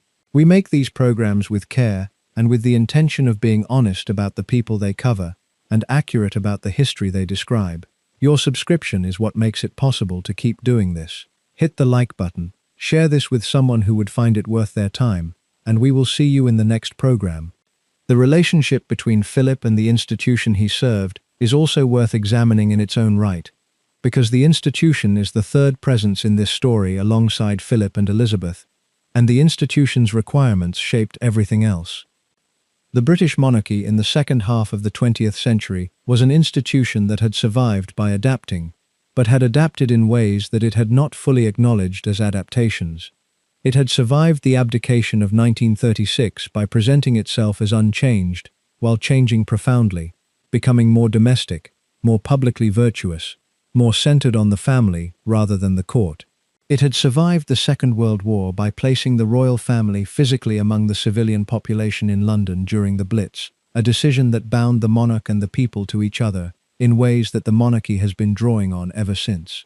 It had survived the post-war period and the dissolution of the empire by repackaging itself as the head of a commonwealth rather than the center of an empire, a transition that required considerable rhetorical skill and almost no acknowledgement that a transition was occurring.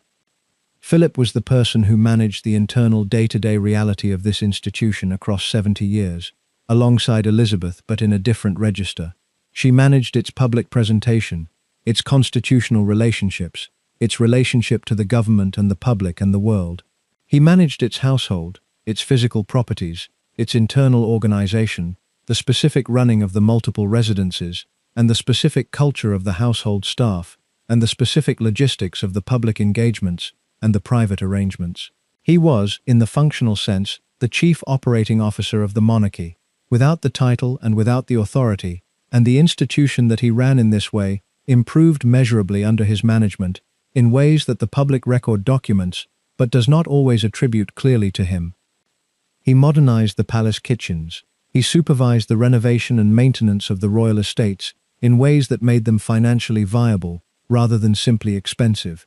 He involved himself in the planning of state occasions, to a degree that the staff found sometimes exhausting, and that the occasions benefited from. He was, in the specific sense of someone who applied intelligence and attention to the practical management of a large and complex organization, genuinely good at running things. This capability existed alongside the difficulty and alongside the cost that the difficulty imposed. And the two things together are what Philip actually was.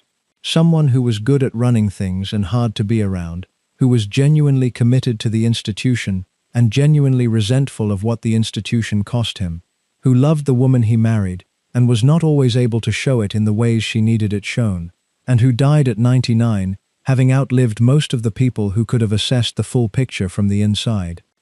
The people who are still living, who knew him in the various registers of his life, and who carry their own versions of the full picture, will eventually tell what they know or will not. And the historical record of the marriage and the man will continue to be assembled from whatever they choose to share and whatever they choose to keep. What this program has tried to assemble is the version the available evidence supports, which is incomplete and is nevertheless the most honest account currently possible.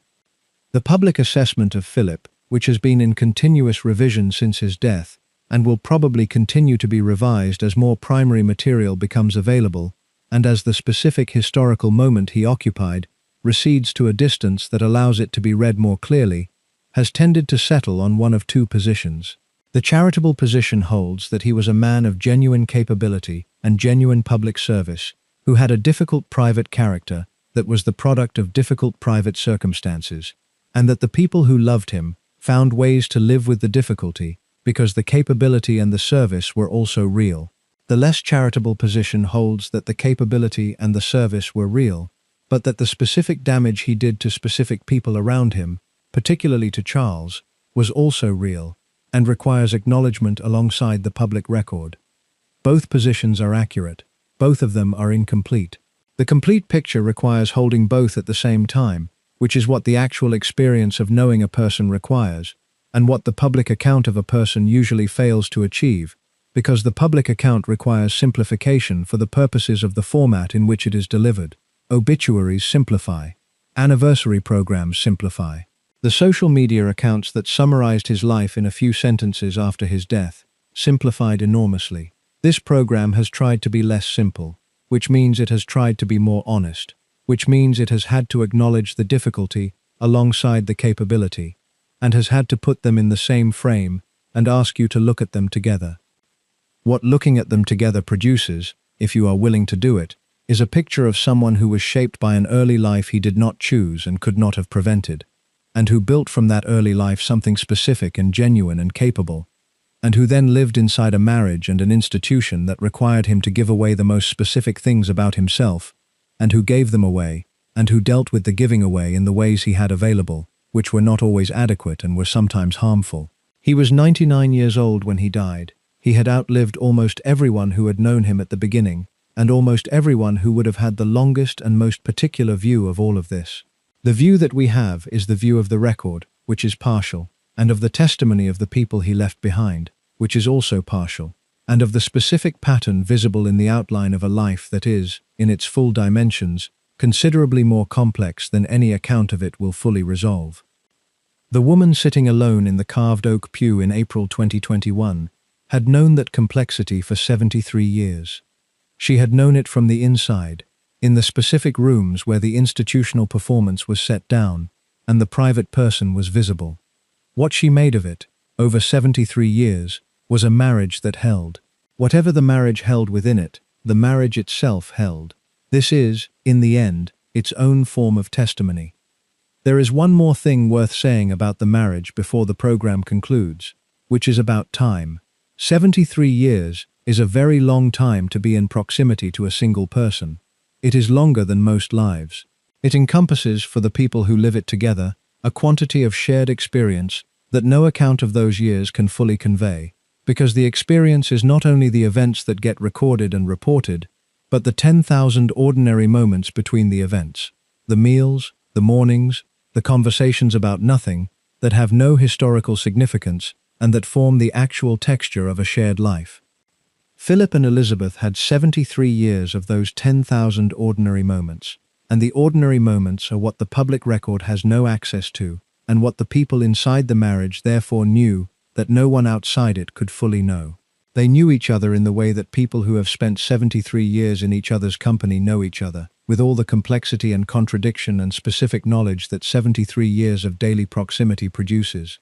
They knew each other's habits and failures and specific forms of stubborn wrongness and specific forms of unexpected rightness. They knew which topics to avoid and which topics could be argued about safely and which things would still produce laughter after decades of shared reference. They knew each other in the fullest sense of that word. This knowledge is what the public version of the marriage was never quite able to capture, because public knowledge is always knowledge of the surface, and the surface of their marriage was managed, across 73 years, with considerable skill and consistent discipline. Beneath the surface was the thing that the surface was protecting. The thing beneath the surface lasted, in the specific form of two people who had chosen each other and who kept, across 73 years of everything this program has described, choosing each other. That, in the end, is the most honest thing this program can say about what the marriage of Philip Mountbatten and Elizabeth Windsor was. Not that it was simple, not that it was as the obituaries described it, not that it was as the tabloid counter-narrative described it either, but that it lasted, and that it was chosen, and that it was theirs. What the marriage of Philip Mountbatten and Elizabeth Windsor actually was, when you set aside the commemorative version and the tabloid counter-version and examine what the available evidence actually shows, was a 73-year negotiation between two people who each arrived carrying something that was going to make it difficult. She arrived with a clear sense of her own position and a self-knowledge that her childhood had provided, the knowledge of someone who had been loved securely and who therefore had a private reserve that could absorb a great deal of complication without running dry. He arrived with a formation that had produced remarkable public capability at the cost of certain emotional capacities he never fully recovered, with a career he was going to lose, and a name that was not going to be his children's name, and with a position in his own household that would require him, for the rest of his life, to subordinate his authority to hers, while providing her with the specific private support that only his position in her life made possible to give. The requirements were, from the beginning, internally contradictory. He managed them. The management was not always elegant, and was not always clean, and was sometimes harmful to the people around him, in ways that took decades to become fully visible. But it held. The marriage held, for 73 years, which is longer than most human institutions last. What held it was not the love story that the anniversary programs described, though it was partly that. It was not simply duty, though the weight of duty was real, and bore on both of them without cease. It was not habit, though 73 years of shared reference and shared history and shared private language is not nothing and should not be described as nothing. What held it was something more specific, the recognition, which had to be renewed occasionally because it was not always self-evident and sometimes required active decision, that the person across the table was the one person in the available world who could do what this specific life required, in the way this specific life required it to be done. That recognition, in the specific circumstances of their specific lives, was something neither of them could find a substitute for, and neither of them, across 73 years of the available evidence, tried. The photograph from the engagement in 1947, the one the Queen placed beside her at Christmas 2021, shows two people at the beginning of something they were not yet capable of measuring. He is 26 and blonde, and looking at the camera with the specific confidence of someone who has survived everything his early life has thrown at him and is ready for what comes next. She is 21, and looking at something beside the camera, or just past it, with an expression that is not quite what she will look like for the rest of her public life, but is the expression from which that one will grow. They are at the beginning. The photograph from St. George's Chapel in April 2021 shows a woman alone in a pew in a nearly empty chapel, wearing black, with her hands folded, looking at a coffin. She is 94 years old. She is the Queen of England. The man in the coffin is the man from the 1947 photograph, 73 years on. Between those two photographs is the actual marriage. We have been able to see only the outline of it. The outline, assembled with honesty about what it contains and what it does not contain, is the story this program has tried to tell.